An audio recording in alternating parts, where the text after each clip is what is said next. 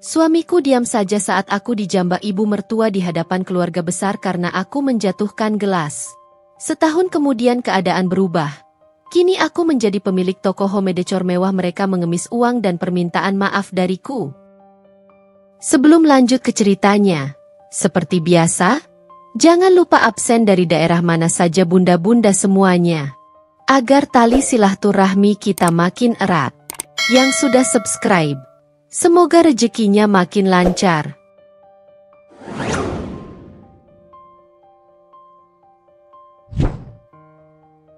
Lana menatap pantulan dirinya di cermin, mencoba menemukan sisa-sisa gadis ceria yang dulu.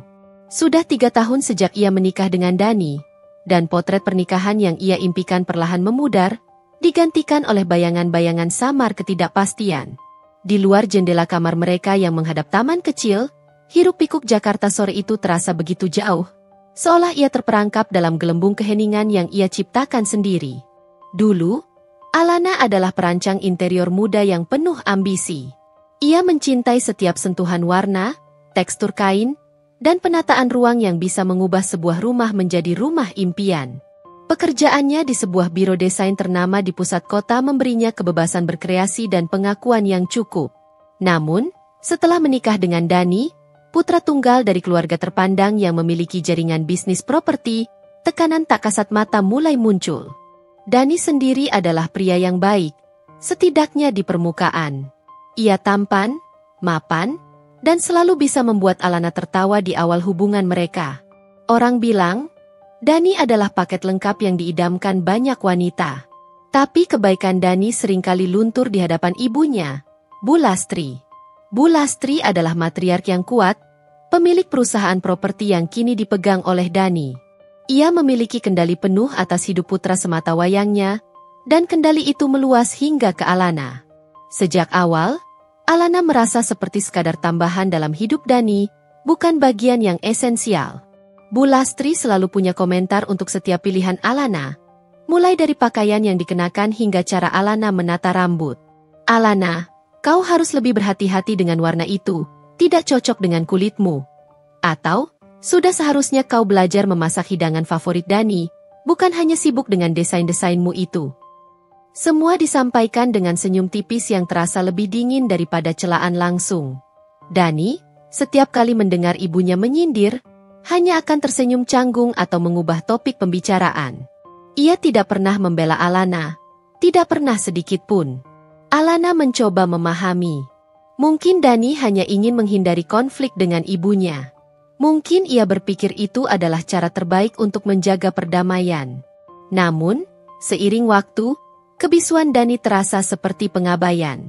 Ia merasa sendirian dalam menghadapi badai kecil yang sering diciptakan oleh Bu Lastri. Harapan Alana tentang sebuah pernikahan yang kokoh, di mana ia dan Dani adalah satu tim yang tak tergoyahkan, mulai runtuh. Ia ingin membangun rumah tangga yang hangat, yang didominasi oleh tawa dan dukungan, bukan oleh aturan tak tertulis dan keheningan yang menyesakan. Malam itu, di kamar yang temaram, Alana memejamkan mata. Ia tahu, di akhir minggu ini, keluarga besar akan berkumpul untuk merayakan ulang tahun Bu Lastri yang ke-60. Sebuah acara besar yang sudah digembar-gemborkan selama berminggu-minggu, penuh dengan ekspektasi dan tekanan. Alana hanya berharap semuanya bisa berjalan lancar, tanpa ada insiden yang memperkeruh suasana hati. Namun, jauh di lubuk hatinya, sebuah firasat buruk mulai berbisik, firasat tentang badai yang akan datang, dan ia tidak tahu apakah ia punya cukup kekuatan untuk menghadapinya sendirian. Sosok Bu Lastri adalah definisi sempurna dari wanita berkuasa, dan ini bukan sekadar gelar, melainkan sebuah realitas yang tercermin dari setiap aspek kehidupannya. Ia adalah seorang pebisnis ulung yang membangun kerajaan properti dari nol bersama mendiang suaminya. Kini, setelah suaminya tiada, ia adalah komandan tunggal yang memegang kendali penuh atas perusahaan dan, yang lebih penting, atas hidup putra sematawayangnya, Dani. Setiap inci rumah megahnya di Pondok Indah, dengan arsitektur klasik Eropa yang mewah dan taman luas terawat, adalah bukti kekuasaannya. Perhiasan berlian yang selalu melingkar di leher dan jemarinya bukan hanya aksesori, melainkan simbol yang berkedip-kedip, menegaskan status dan dominasinya.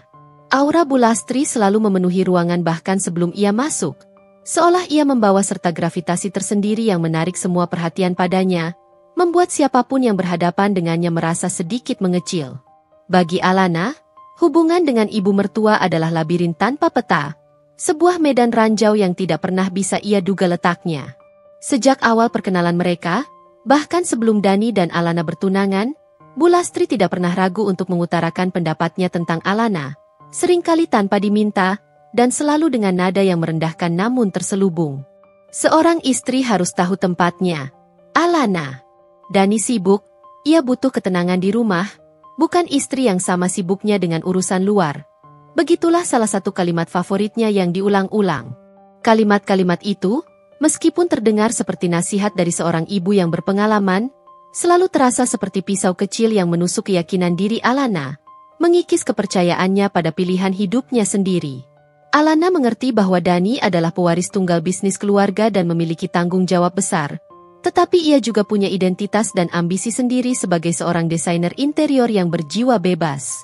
Tekanan itu tidak hanya datang dari perkataan Bu Lastri secara langsung. Ada pula tekanan tidak langsung yang terasa jauh lebih menyesakan, karena itu melibatkan tatapan, nada bicara, dan perbandingan yang disisipkan dalam obrolan santai. Setiap kali ada pertemuan keluarga besar, yang mana sering terjadi, setidaknya 2 kali sebulan, Bu Lastri akan memanfaatkan kesempatan itu untuk secara halus membandingkan Alana dengan menantu-menantu perempuan lain dari keluarga jauh yang lebih pandai mengurus rumah tangga, lebih berbakti pada mertua, atau bahkan lebih cepat memberikan cucu. Perbandingan ini selalu dilontarkan dengan senyum tipis di bibirnya, seolah-olah hanya obrolan ringan yang tidak bermaksud buruk.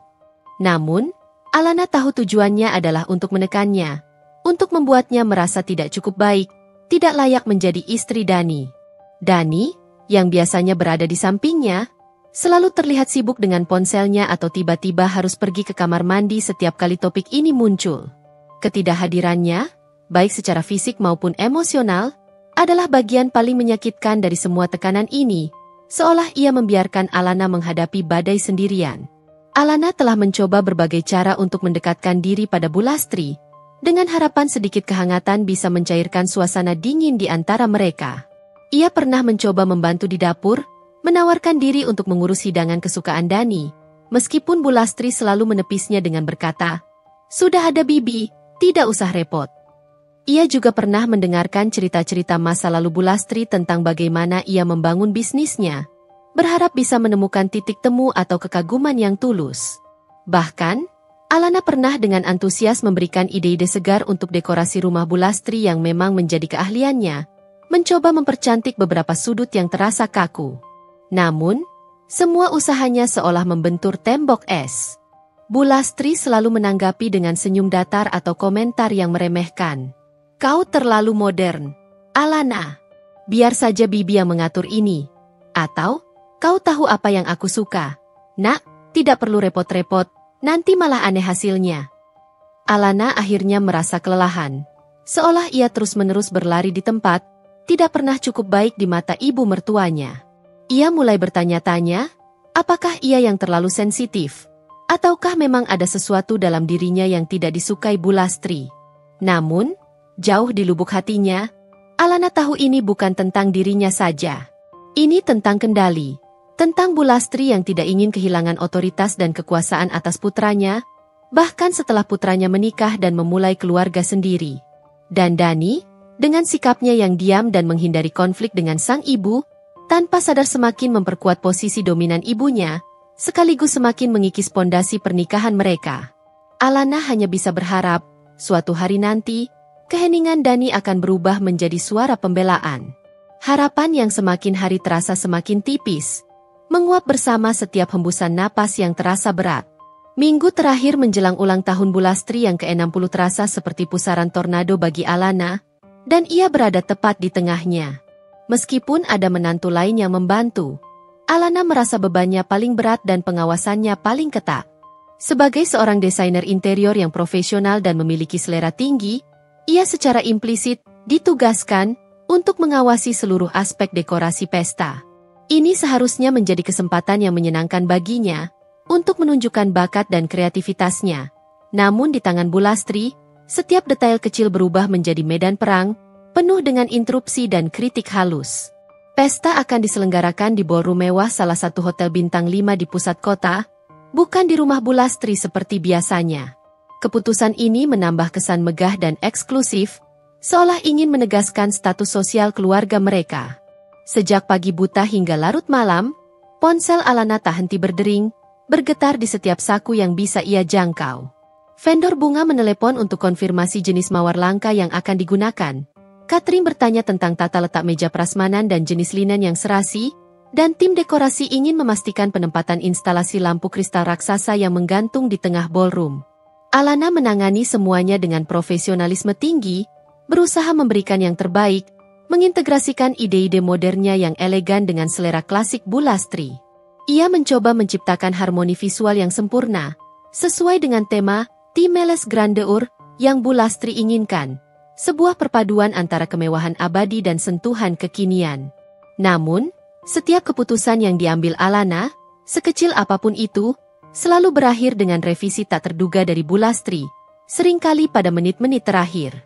Alana, kau yakin bunga lili cala itu cocok? Kelihatannya terlalu pucat untuk tema kita. Coba ganti dengan mawar David Austin yang lebih cerah, atau mungkin tambahkan sedikit aksen warna emas di sana. Bulastri akan berkata dengan nada santai, padahal ia sudah mengirimkan mood board dan sketsa detail berulang kali, dan semuanya sudah disetujui berminggu-minggu sebelumnya. Bulastri selalu punya komentar terakhir, membuat Alana merasa seperti sekadar pelaksana pesanan, bukan perancang kreatif. Bahkan, ia pernah meminta Alana mengubah warna taplak meja dari krem menjadi champagne gold hanya beberapa jam sebelum kain dipesan dan dipotong. Membuat tim vendor kelabakan dan Alana harus bekerja ekstra keras untuk memastikan tidak ada kesalahan fatal. Dani, seperti biasa, hanya akan berkomentar santai. Mama memang punya selera yang tinggi, sayang. Ikuti saja. Ya, biar tidak repot nanti kalau Mama tidak suka. Kalimat yang seharusnya menenangkan itu malah membuat Alana merasa semakin tak dihargai. Seolah kreativitas, profesionalisme, dan seluruh usahanya sama sekali tidak berarti di mata suaminya. Suasana di rumah Bulastri pun tak kalah tegang. Sanak keluarga jauh mulai berdatangan dari luar kota sejak beberapa hari sebelumnya, mengisi setiap sudut rumah dengan obrolan yang terkadang terasa seperti bisik-bisik pengawasan. Bibi-bibi dan tante-tante Dani yang dulu jarang ditemui Alana, kini sering sekali menyapa dan tersenyum. Senyum yang terasa lebih seperti pengawasan terselubung dan penuh penilaian. Mereka akan mendekat, menepuk bahu Alana dengan nada yang syarat makna. Bagaimana persiapan pestanya, Alana? Semoga semua lancar. Ya, Bulastri kan detail sekali orangnya, jadi pasti banyak maunya. Atau, pertanyaan favorit mereka yang paling menusuk. Sudah berapa lama menikah, Alana? Dani belum ada kabar baik. Pertanyaan tentang keturunan ini adalah peluru yang paling sering dilontarkan, selalu dengan nada prihatin palsu yang menusuk tepat ke ulu hati Alana, seolah ia adalah satu-satunya yang bertanggung jawab atas ketiadaan buah hati. Alana mencoba tersenyum, menjawab seadanya, dan mengalihkan perhatian ke tumpukan daftar tugas pesta yang tidak ada habisnya. Ia merasa seperti boneka yang ditarik ulur oleh benang-benang tak terlihat, disaksikan oleh penonton yang diam-diam menghakimi setiap gerak-geriknya. Dani sendiri sibuk dengan urusan bisnisnya, kadang menghilang seharian di kantor, hanya muncul di malam hari dengan wajah lelah dan obrolan yang minim. Ia seolah hidup di dunianya sendiri, terpisah dari kekacauan emosional dan tekanan yang Alana hadapi setiap hari. Alana berharap, setelah pesta ini selesai, ia bisa bernapas lega, kembali ke dunianya sendiri yang lebih tenang, dan mungkin, hanya mungkin, menemukan kembali kehangatan dalam pernikahannya yang kini terasa hambar. Namun, firasat buruk yang mengikutinya sejak bab 1 semakin kuat, seolah ada bom waktu yang sedang menghitung mundur, menunggu momen paling tidak terduga untuk meledak, menghancurkan sisa-sisa harapannya. Hari H pesta ulang tahun Bulastri tiba dengan segala kemegahan yang telah direncanakan. Ballroom hotel disulap menjadi taman mawar putih dan emas yang anggun. Setiap kelopaknya berkilauan di bawah cahaya lampu kristal yang mahal. Aroma bunga segar yang semerbak berpadu harmonis dengan wangi masakan mewah dari deretan prasmanan. Alana, mengenakan gaun kebaya modern berwarna dusty pink yang dirancangnya sendiri, sebuah sentuhan kebanggaan kecil di tengah semua tekanan, berusaha menyembunyikan kegugupan di balik senyum ramah dan tatapan mata yang tenang. Ia telah memastikan setiap detail kecil, dari centerpiece di setiap meja yang dihiasi bunga peoni dan lilin, hingga pengaturan lighting panggung yang dramatis, sudah sempurna. Tamu-tamu mulai berdatangan sejak pukul 7 malam, memenuhi ruangan dengan tawa riuh, obrolan santai, dan gemerincing gelas. Alana merasakan sedikit napas lega. Setidaknya, sejauh ini semuanya berjalan lancar, dan ia berhasil melewati tahap persiapan yang penuh drama. Dani, meskipun seringkali absen selama persiapan yang melelahkan itu, malam itu berada di sampingnya, berperan sebagai suami yang baik. Ia menyapa beberapa relasi bisnis penting ibunya, tersenyum lebar, dan sesekali merangkul pinggang Alana dengan gestures yang sempurna, memberikan kesan sebagai pasangan harmonis dan ideal di mata publik. Alana berusaha menikmati momen ini, setidaknya untuk malam ini saja, dan melupakan semua ketegangan yang mendahuluinya, tekanan yang selalu membayangi dirinya sejak menikah. Ia mencoba meyakinkan dirinya bahwa semua akan baik-baik saja, bahwa pesta ini adalah puncak dari perjuangan, dan setelah ini, ia bisa kembali bernapas lega.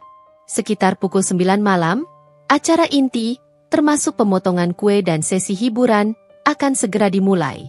Bu Lastri duduk anggun di kursi kehormatan, mengenakan gaun brokat emas yang senada dengan dekorasi, dikelilingi kerabat dekat dan teman-teman sosialitanya yang tak henti memuji-muji kemegahan pesta dan selera tinggi sang empunya acara. Setelah sesi foto keluarga yang panjang, di mana Alana harus tersenyum kaku di antara Bu Lastri dan Dani, serta beberapa sambutan dari kolega bisnis, para tamu mulai bergerak ke area prasmanan dan bar minuman yang kini lebih ramai. Melihat tumpukan gelas kosong di salah satu meja kecil yang baru saja ditinggalkan tamu, Alana merasa sedikit tak enak hati. Ia melihat beberapa waiter terlihat kewalahan. Sebagai orang yang peduli pada detail dan ingin segala sesuatu berjalan sempurna, ia berinisiatif membantu tim waiter untuk mengumpulkan dan membawanya ke area belakang. Ini adalah hal kecil yang bisa ia lakukan untuk meringankan beban mereka. Ia mengambil nampan perak yang berisi sekitar 6 gelas kristal mahal, yang setiap gelasnya mungkin seharga gaji bulanannya dulu. Ia mencoba menyeimbangkan beban itu di satu tangan sementara tangan yang lain membenarkan rambutnya yang sedikit terurai karena gerah. Ia melangkah hati-hati, memfokuskan pandangannya pada jalan di depannya, melewati kerumunan tamu yang padat dan bergerak dinamis. Tiba-tiba, dari sela-sela sekelompok tamu yang sedang tertawa, seorang anak kecil berlari keluar tanpa peringatan, tertawa riang sambil mengejar balon yang melayang di udara. Bocah itu tidak melihat Alana, dan Alana tidak melihatnya hingga tubuh kecil itu menabrak kakinya dengan keras. Seketika, keseimbangan Alana goyah. Nampan itu miring tajam. Ia berusaha sekuat tenaga untuk meraihnya, untuk menyelamatkan gelas-gelas itu, tapi gravitasi bekerja lebih cepat dari gerakannya.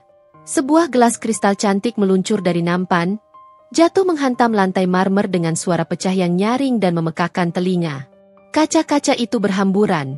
Serpihannya berkilauan bagai intan di bawah cahaya lampu ballroom, menyebar di sekitar kakinya. Seketika, suara riuh obrolan tamu mendadak hening. Seolah-olah waktu berhenti berputar, dan hanya detak jantung Alana yang menggila yang terdengar di telinganya. Semua mata, ratusan pasang mata yang tadinya sibuk bercengkrama, kini berbalik dan terpaku padanya.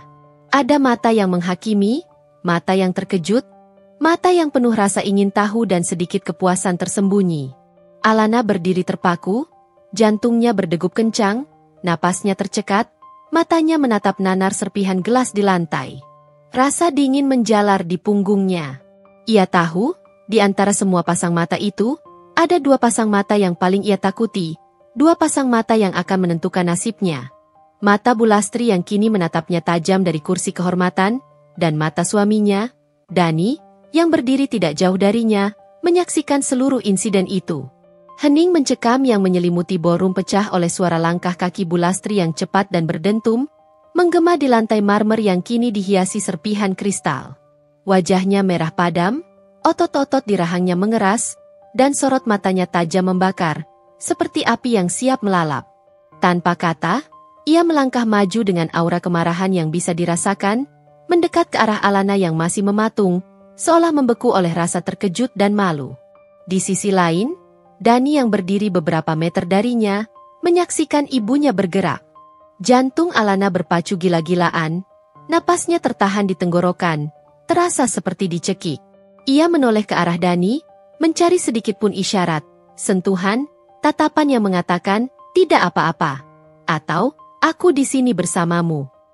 Namun, Dani hanya berdiri, tangannya mengepal erat di sisi tubuhnya, wajahnya pias, dan matanya lurus menatap Alana, seolah ia adalah penonton dalam sebuah drama yang tak bisa ia intervensi, tak berdaya untuk bertindak.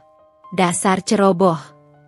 Suara Bu Lastri menggelegar, memotong keheningan seperti pedang tajam. Nada suaranya penuh amarah dan penghinaan yang tak tertahankan, membuat para tamu di sekitar mereka berbisik-bisik, beberapa terkesiap, yang lain sekadar menyaksikan dengan rasa ingin tahu yang dingin. Gelas kesayanganku.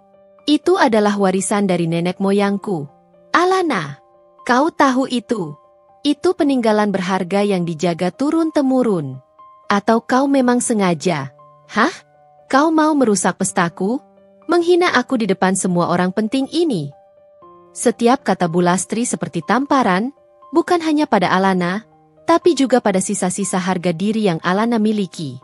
Alana berusaha membela diri, meskipun suaranya bergetar hebat dan air mata sudah menggenang di pelupuk matanya. Maaf, Bu, saya sungguh tidak sengaja. Tangan saya licin dan anak kecil itu, ia menabrak saya tidak melihatnya. Ia mencoba menjelaskan, memohon pengertian. Belum sempat Alana menyelesaikan kalimat, tangan Bu Lastri sudah melayang dengan cepat. Bukan tamparan yang Alana duga, melainkan jambakan keras ke rambut Alana. Genggaman tangannya mencengkeram erat akar rambut Alana di bagian atas kepala. Rambutnya tertarik kuat, kepalanya mendongak secara paksa, dan rasa perih yang teramat sangat menjalar dari kulit kepala hingga ke seluruh tubuhnya, merobek saraf-sarafnya. Alana meringis tertahan, berusaha menahan suara kesakitannya, namun air mata yang sejak tadi ia tahan akhirnya tumpah, buramkan pandangannya. Ia bisa merasakan tatapan ratusan pasang mata yang kini bukan lagi menghakimi gelas pecah, melainkan menyaksikan pembantaian harga dirinya di hadapan umum, di tengah perayaan yang seharusnya membahagiakan. Pandangan Alana yang buram oleh air mata dan rasa perih itu sekali lagi mencari Dani. Suaminya. Pria yang telah bersumpah untuk melindunginya. Sandarannya dalam hidup. Dani kini berada sangat dekat dengannya. Hanya beberapa langkah.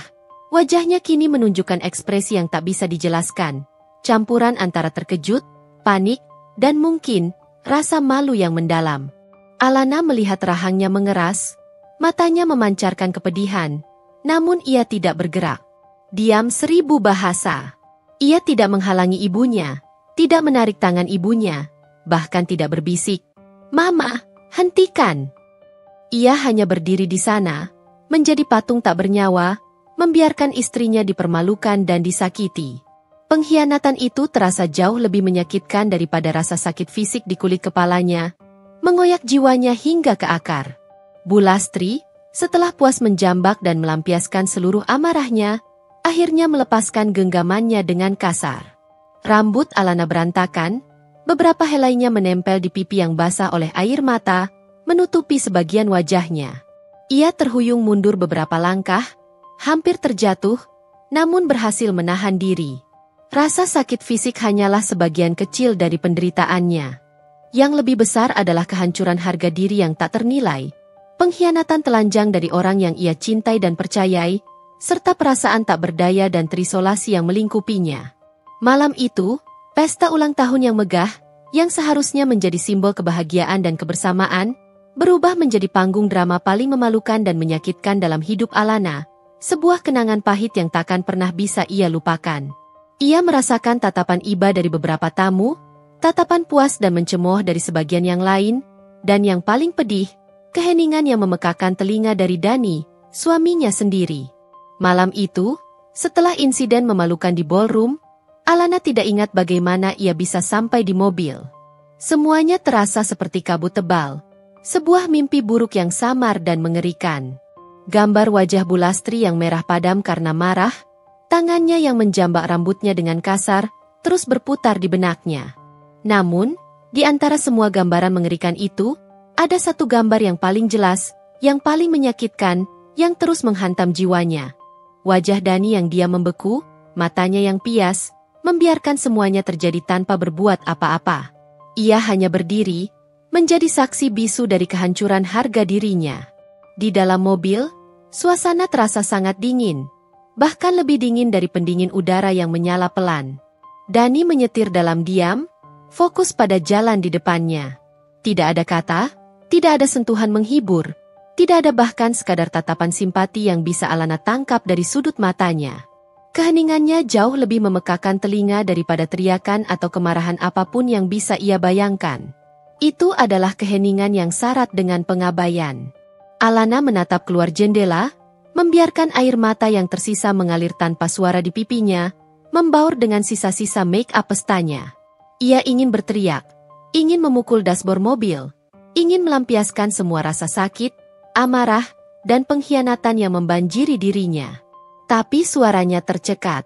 Tenggorokannya terasa tercekat, seolah ada gumpalan tak kasat mata yang menghalangi. Apa yang bisa ia katakan? Kata-kata apa yang bisa menggambarkan kehancuran yang ia rasakan di setiap serat jiwanya? Apakah ada kata yang cukup kuat untuk melukiskan perasaan diabaikan oleh orang yang paling ia cintai di saat ia paling membutuhkannya? Sesampainya di apartemen mereka, pintu terbuka, dan Dani langsung masuk ke kamar tidur, tanpa sepatah kata pun. Tidak ada, Alana, kau baik-baik saja. Tidak ada, maafkan Mama.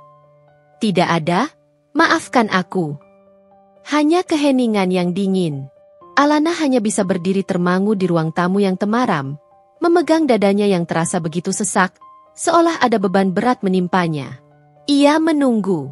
Menunggu Dani keluar lagi, menunggu Dani berbicara, menunggu Dani memeluknya dan mengatakan bahwa semuanya akan baik-baik saja, bahwa ia menyesal, bahwa ia akan membelanya lain kali. Tapi Dani tidak muncul. Pintu kamar tertutup rapat, dan keheningan terus berlanjut, semakin dalam, semakin menyakitkan. Akhirnya, Alana memberanikan diri masuk ke kamar. Dani sudah berbaring di tempat tidur, membelakanginya, memunggunginya, seolah telah tertidur lelap. Alana tahu ia tidak tidur. Ia bisa merasakan energi tegang yang menguar dari tubuh Dani, tembok tak kasat mata yang menjulang tinggi di antara mereka, dibangun dari kebisuan dan pengkhianatan Dani. Alana naik ke sisi tempat tidurnya, berbaring membelakangi Dani, memunggungi punggung dingin suaminya. Ia merasa seperti ada jurang yang menganga di antara mereka, semakin lebar setiap detiknya, mengancam untuk menelannya bulat-bulat. Dalam kegelapan dan keheningan malam itu, Alana mulai merefleksikan kembali seluruh pernikahannya. Bukan hanya insiden malam ini, tetapi semua sindiran Bu Lastri yang selama ini ia telan, semua tekanan dari keluarga besar yang ia hadapi sendiri, dan yang paling penting, semua momen di mana Dani memilih untuk diam. Bukan hanya kali ini.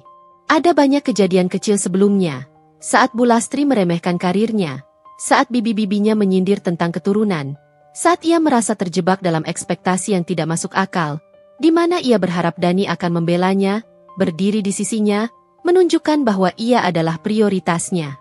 Tapi suamiku selalu memilih jalan yang paling aman, diam.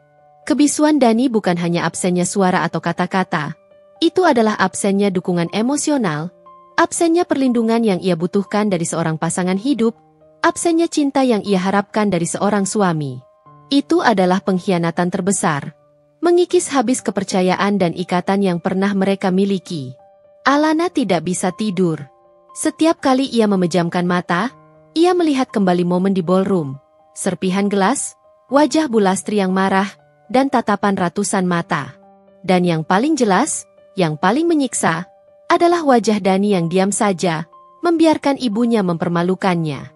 Saat itu, Alana menyadari bahwa pernikahan yang ia bangun dengan segala harapannya, yang ia impikan akan menjadi bentengnya, kini telah runtuh, bukan karena serangan dari luar, melainkan karena keropos dari dalam, dari kebisuan dan keengganan Dani untuk berdiri di sisinya.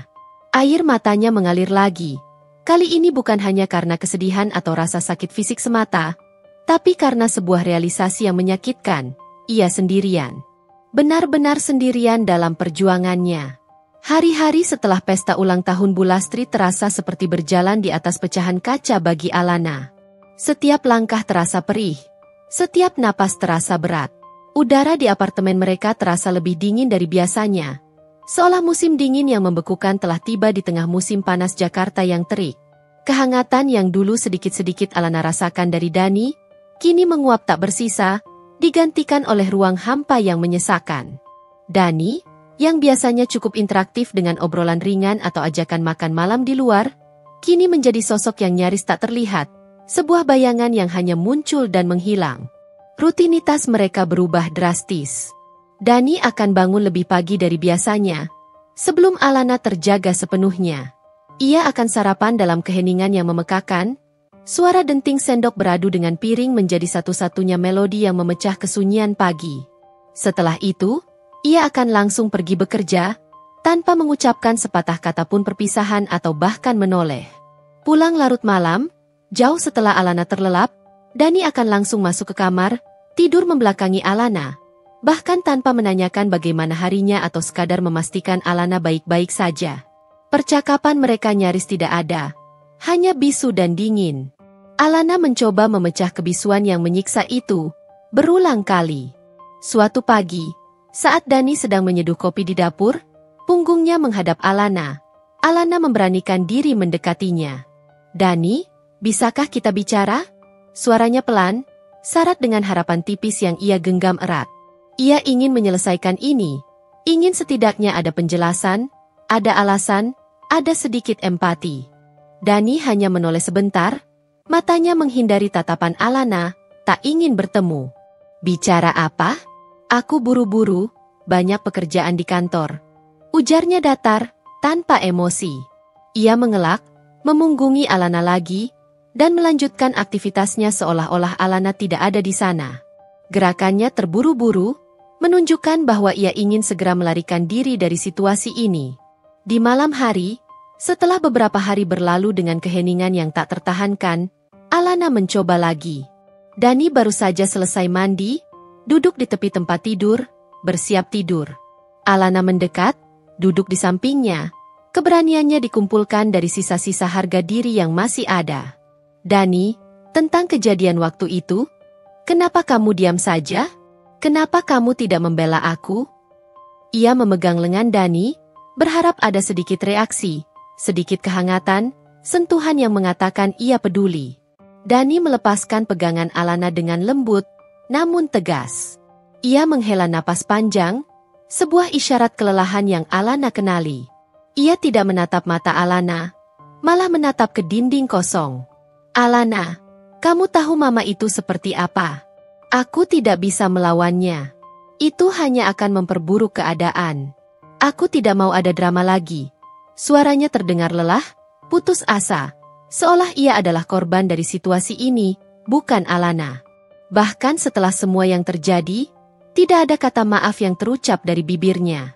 Tidak ada pengakuan atas rasa sakit Alana. Penjelasan Dani, atau lebih tepatnya, alasannya, terasa seperti pukulan telak yang merobek sisa-sisa harapan Alana. Bukan permintaan maaf yang tulus, bukan pembelaan, hanya alasan klise yang menunjukkan bahwa ibunya adalah prioritas utama dan ia tidak sanggup menghadapi sang ibu. Itu semakin mengikis sisa-sisa harapan Alana yang kini nyaris habis. "Jadi, aku harus menerima saja dipermalukan di depan umum? Oleh ibumu? Dan kamu hanya akan menonton?" Nada suara Alana naik, ada sedikit kemarahan yang akhirnya muncul, bercampur dengan rasa putus asa. Ia ingin Dani tahu betapa sakitnya ia. Dani akhirnya menatap Alana, matanya lelah, pandangannya kosong, dan sedikit defensif. "Bukan begitu, Alana. Aku tidak tahu harus berbuat apa. Situasinya sangat mendadak. Aku tidak mau mama makin marah. Aku takut itu akan membuat masalah semakin besar. Dani, kamu suamiku. Kamu seharusnya ada di sisiku. Kamu seharusnya melindungiku. Ini bukan hanya tentang mama, ini tentang kita. Tentang pernikahan kita." Alana merasa frustrasi, air mata mulai menggenang lagi. Kali ini bukan karena kesedihan semata, tapi karena kekecewaan yang mendalam pada pria di depannya. Ia ingin Dani memahami, merasakan sedikit saja penderitaannya. Tapi Dani hanya terdiam lagi, rahangnya mengeras. Ia tidak bisa menghadapi konfrontasi. Ia tidak bisa memberikan validasi atas rasa sakit Alana, atau mengakui kesalahannya sendiri. Kebisuan itu adalah jawaban yang paling menyakitkan. Sebuah pengakuan tak langsung bahwa ia tidak akan pernah memilih Alana di atas ibunya. Bahwa Alana akan selalu menjadi yang kedua. Malam demi malam, Alana tidur di samping suaminya. Namun merasa ribuan mil jauhnya. Sentuhan yang dulu hangat kini terasa asing, bahkan menjijikan. Pelukan yang dulu memberinya rasa aman kini tak ada. Dan ketiadaannya terasa lebih sakit daripada kehadiran yang dingin. Mereka hidup di bawah satu atap, berbagi ranjang, namun jiwa mereka terpisah. Seolah ada dinding transparan yang memisahkan mereka, menjadi penghalang yang tak bisa ditembus.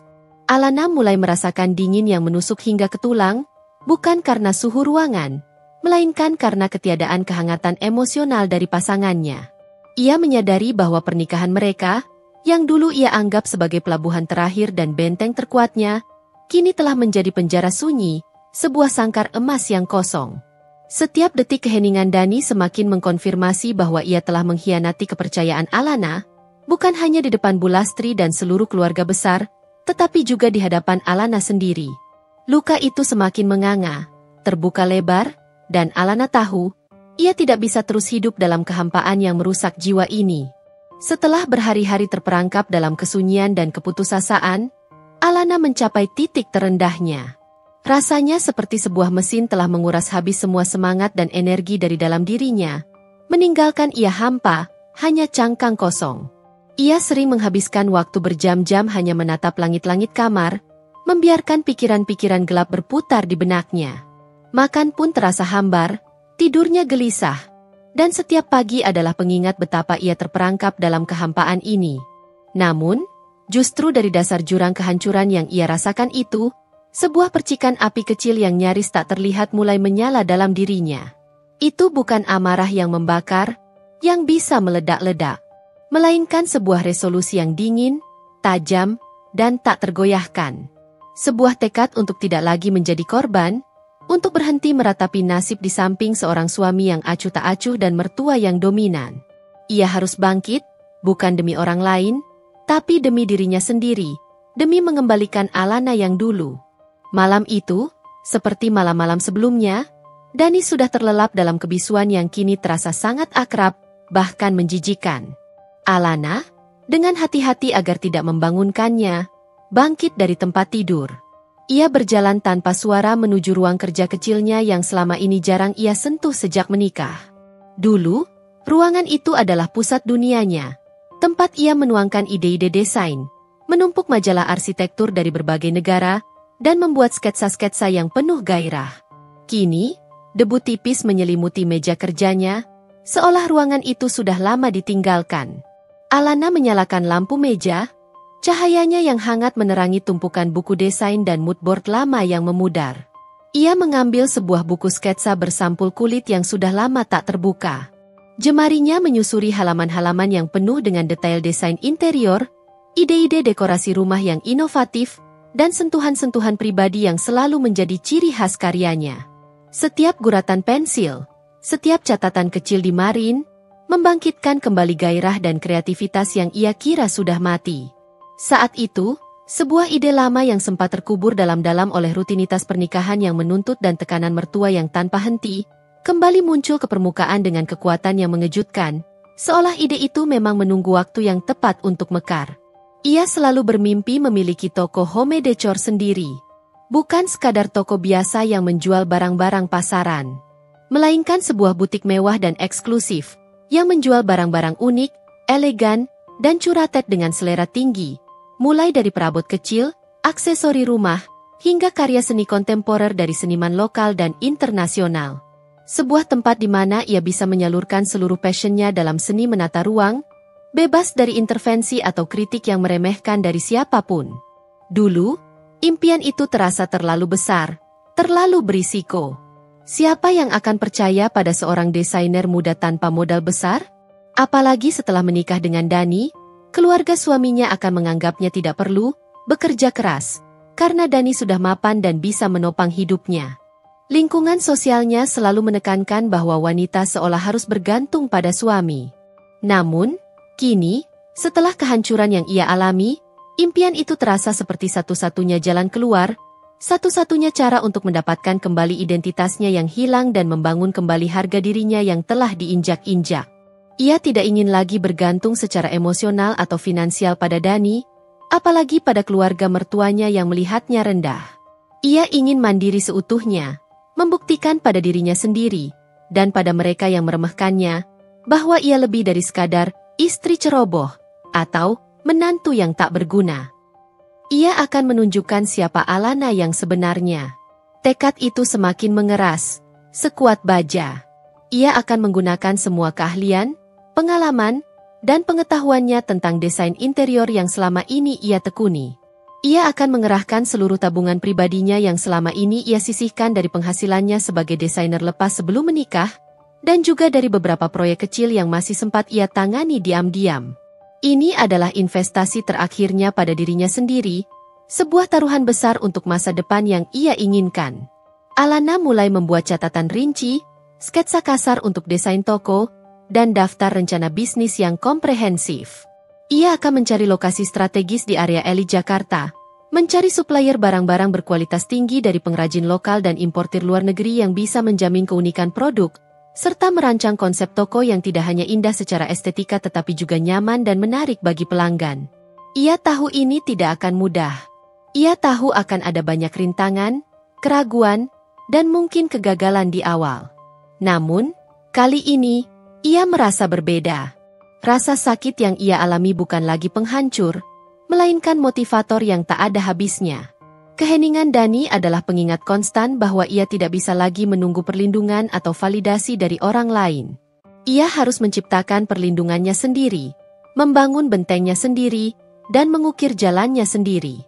Malam itu, Alana tidak tidur.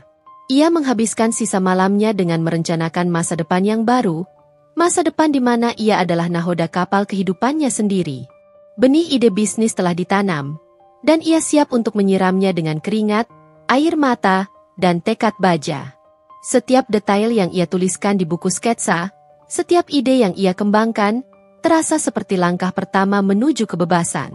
Tekad saja tidak cukup untuk membangun sebuah mimpi. Alana menyadari itu dengan cepat, kadang dengan cara yang paling menyakitkan. Hanya 2 minggu setelah insiden memalukan di pesta ulang tahun Bulastri, Alana sudah mengajukan surat pengunduran dirinya dari biro desain tempat ia bekerja. Keputusan itu disambut dengan tatapan heran dan ekspresi bingung dari Dani, yang hanya bertanya singkat, "Kamu yakin? Lalu mau apa? Melamar pekerjaan baru di tempat lain?" Pertanyaan itu terasa hampa, seolah tidak ada rasa peduli yang mendalam di baliknya. Alana hanya menjawab singkat, "Aku akan mencari jalanku sendiri," tanpa memberikan detail lebih lanjut.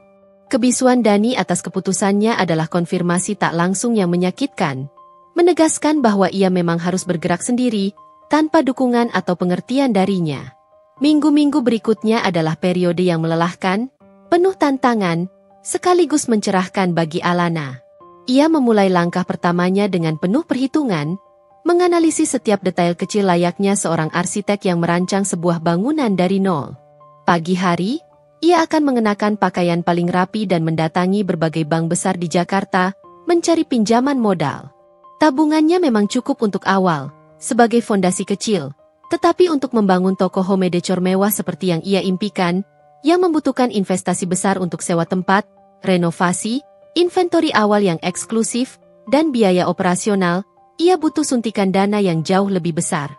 Namun, tanpa jaminan properti atas namanya sendiri, semua aset properti suaminya dan keluarga mertuanya adalah atas nama mereka, dan dengan reputasi bisnis keluarga suami yang mendominasi dan terkesan melindunginya, bank-bank besar menolaknya mentah-mentah.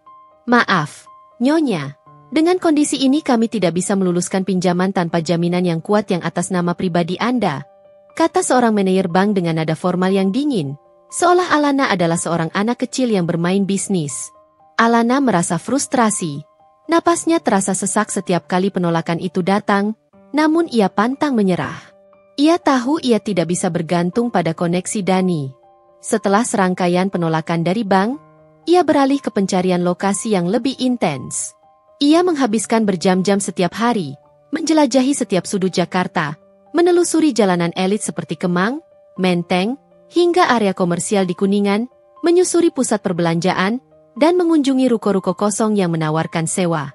Kriteria Alana jelas. Lokasi harus strategis, mudah diakses, memiliki exposure yang baik, dan yang terpenting, sesuai dengan citra mewah dan eksklusif yang ingin ia bangun untuk brandnya. Akhirnya, setelah berhari-hari pencarian yang melelahkan dan penuh kekecewaan, ia menemukan sebuah ruko kecil di kawasan Kemang, tidak jauh dari area perumahan ekspatriat dan deretan butik-butik fashion serta kafe-kafe artsy. Bangunannya memang tua dan butuh banyak perbaikan, tetapi memiliki jendela besar yang bisa diubah menjadi display menarik dan area parkir yang memadai. Lokasi itu terasa pas, seperti menemukan berlian di tengah tumpukan batu. Dengan sedikit negosiasi yang alot, ia berhasil menyewa tempat itu dengan sisa tabungannya yang kini nyaris ludes. Malam harinya, setelah Dani terlelap dalam tidur pulasnya, yang seringkali membuat Alana bertanya-tanya apakah Dani benar-benar peduli akan keberadaannya, Alana akan menghabiskan waktu hingga dini hari untuk merancang interior toko. Setiap detail, mulai dari tata letak furnitur agar alur pengunjung nyaman, pemilihan warna dinding yang menenangkan namun tetap mewah, hingga desain pencahayaan yang mampu menonjolkan setiap produk, dipikirkan matang-matang. Ia ingin tokonya tidak hanya sekadar menjual barang, tetapi juga memberikan pengalaman estetika yang mendalam bagi setiap pengunjung, sebuah tempat di mana keindahan dan inspirasi bertemu. Ia mulai menghubungi jaringan lamanya di industri desain, mencari supplier barang-barang unik dan berkualitas tinggi. Ia mengirimkan email ke pengrajin kayu dari Jepara untuk mendesain furnitur custom yang elegan, bernegosiasi dengan importir lampu kristal dari Bohemia dan Italia, dan menemukan seniman lokal yang bisa membuat lukisan atau patung eksklusif untuk mempercantik toko. Kendala demi kendala muncul, seolah semesta sedang menguji tekadnya. Salah satu supplier lampu dari Italia yang sangat ia harapkan, membatalkan pesanan di menit terakhir karena masalah logistik, membuat Alana harus memutar otak mencari alternatif dalam waktu singkat. Kontraktor yang ia sewa molor dari jadwal renovasi, membuat pembukaan toko terancam tertunda. Bahkan, ada momen-momen di mana ia merasa kehabisan ide, merasa jenuh dengan rutinitas tanpa henti, dan ingin menyerah, kembali ke hidup lamanya yang hambar namun aman. Air mata seringkali menetes di atas meja kerjanya yang kini penuh dengan sketsa dan tumpukan dokumen, saat ia merasa sendirian menghadapi semua beban ini. Dani? Ia tetap sama. Sibuk dengan urusannya sendiri, pulang larut malam, dan nyaris tidak menyadari transformasi besar yang terjadi dalam diri istrinya, atau perjuangan berat yang Alana alami setiap hari. Ia tidak pernah bertanya tentang pekerjaan baru Alana secara serius, seolah ia tidak peduli atau tidak menganggapnya sebagai sesuatu yang penting. Ironisnya, kebisuan Dani, kali ini, justru menjadi motivasi terbesar Alana. Setiap kegagalan kecil, setiap rintangan, semakin memicu semangatnya. Ia tidak akan membiarkan mereka, terutama Dani dan Bu Lastri, melihatnya gagal. Ia tidak akan memberi mereka kepuasan itu. Alana bekerja tak kenal lelah, tidur hanya beberapa jam sehari. Tubuhnya lelah, terkadang pegal dan perih, tapi semangatnya membara, membakar semua keraguan. Perjuangan awal ini adalah ujian terbesar dalam hidupnya, sebuah baptisan api yang membentuk dirinya menjadi lebih kuat, tapi juga perjalanan paling jujur dan autentik yang pernah ia jalani. Ia sedang membangun bukan hanya sebuah toko, tetapi juga kembali membangun dirinya sendiri, bata demi bata, dari puing-puing kehancuran yang ditinggalkan oleh pernikahan yang hambar dan pengkhianatan yang menyakitkan. Setelah berbulan-bulan penuh keringat yang mengucur, air mata yang membasahi sketsa-sketsa desainnya, dan pengorbanan tanpa henti yang ia lakukan seorang diri, ruko tua di Kemang itu akhirnya bertransformasi secara dramatis. Alana tidak hanya merenovasi, ia merombaknya dari pondasi hingga atap, menciptakan sebuah butik yang sempurna, sebuah cerminan nyata dari visi dan passionnya yang selama ini terpendam. Dinding-dindingnya dicat dengan warna off-white yang hangat dan menenangkan, memberikan latar belakang sempurna untuk deretan furnitur kayu jati solid yang elegan dan aksesori berbahan kuningan yang berkilau lembut. Cahaya matahari masuk melalui jendela-jendela besar yang sudah dibersihkan, membanjiri ruangan dan menyoroti setiap sudut yang telah ia tata dengan cermat, seolah setiap barang memiliki panggungnya sendiri. Lampu kristal dari Italia, yang sempat membuat Alana putus asa karena masalah pengiriman, kini menggantung anggun di langit-langit tinggi, memancarkan cahaya lembut yang menambah kesan mewah dan eksklusif. Ia menamai tokonya Elegant Home Decor. Nama itu bukan sekadar label bisnis. Itu adalah sebuah pernyataan. Sebuah janji tentang apa yang akan ditawarkan oleh toko ini, dan lebih dari itu, sebuah refleksi dari keanggunan yang ia perjuangkan untuk temukan kembali dalam dirinya. Setiap barang di dalamnya adalah pilihan personal Alana, hasil dari kurasi berbulan-bulan yang ia lakukan sendiri. Karpet Persia dengan motif rumit yang ia temukan dari seorang importir kecil di Surabaya, patung-patung keramik buatan tangan seniman lokal yang ia dukung, bantal-bantal sutra dengan bordir halus yang ia pesan khusus, diffuser aroma premium dengan wangi yang menenangkan, hingga peralatan makan dari porselen terbaik yang ia datangkan dari Eropa. Alana memastikan setiap produk memiliki cerita, memiliki nilai estetika yang tinggi, dan mampu menghadirkan keanggunan serta kehangatan pada setiap rumah yang akan ditempatinya. Ia bahkan meluangkan waktu untuk menuliskan deskripsi singkat tentang inspirasi di balik setiap produk, dicetak dengan indah dan ditempatkan di sampingnya. Ini adalah sentuhan personal Alana, sebuah detail kecil namun signifikan yang membedakan tokonya dari toko home decor lain yang hanya sekadar menjual barang. Malam sebelum pembukaan resmi, Alana berdiri di tengah tokonya yang sunyi, menatap sekeliling dengan perasaan yang campur aduk. Ia bisa merasakan denyut nadi dari tempat ini, denyut nadi yang sama dengan semangatnya yang kini kembali membara. Ia menyentuh permukaan meja pajangan yang licin, merapikan beberapa bingkai foto perak yang baru tiba. Aroma lilin aromaterapi yang menenangkan, berpadu dengan wangi kayu baru, memenuhi udara, menciptakan suasana damai yang belum pernah ia rasakan di rumahnya sendiri. Perasaan bangga membuncah dalam dirinya. Sebuah rasa puas dan pencapaian yang sudah lama tidak ia rasakan sejak menikah. Ini adalah hasil kerja kerasnya seorang diri. Tidak ada campur tangan yang mendikte dari Bu Lastri, tidak ada persetujuan yang harus ia dapatkan dari Dani. Ini adalah karya Alana, sepenuhnya. Dani, yang sesekali pulang lebih awal dari biasanya, bahkan tidak menyadari sepenuhnya apa yang Alana lakukan atau sejauh mana progres bisnisnya. Ia hanya melihat Alana sibuk dengan laptop dan keluar masuk rumah dengan sampel kain atau katalog tebal. Jika Alana menyebutkan sedikit saja tentang toko, Dani hanya akan mengangguk acuh tak acuh. Matanya tetap terpaku pada layar ponselnya atau pikirannya sibuk dengan urusan bisnisnya sendiri. Ia tak pernah menanyakan detail lebih lanjut, tak pernah menawarkan bantuan, tak pernah sekalipun menunjukkan minat yang tulus. Keacuhan Dani, yang dulu menyakitkan dan membuatnya merasa tidak dihargai, kini menjadi semacam benteng bagi Alana. Itu membebaskannya untuk sepenuhnya fokus pada mimpinya, tanpa gangguan, tanpa ekspektasi yang tidak realistis, dan tanpa perlu validasi dari orang lain. Pada hari pembukaan, Alana merasa sangat gugup. Jantungnya berdebar kencang di balik kebaya yang ia kenakan.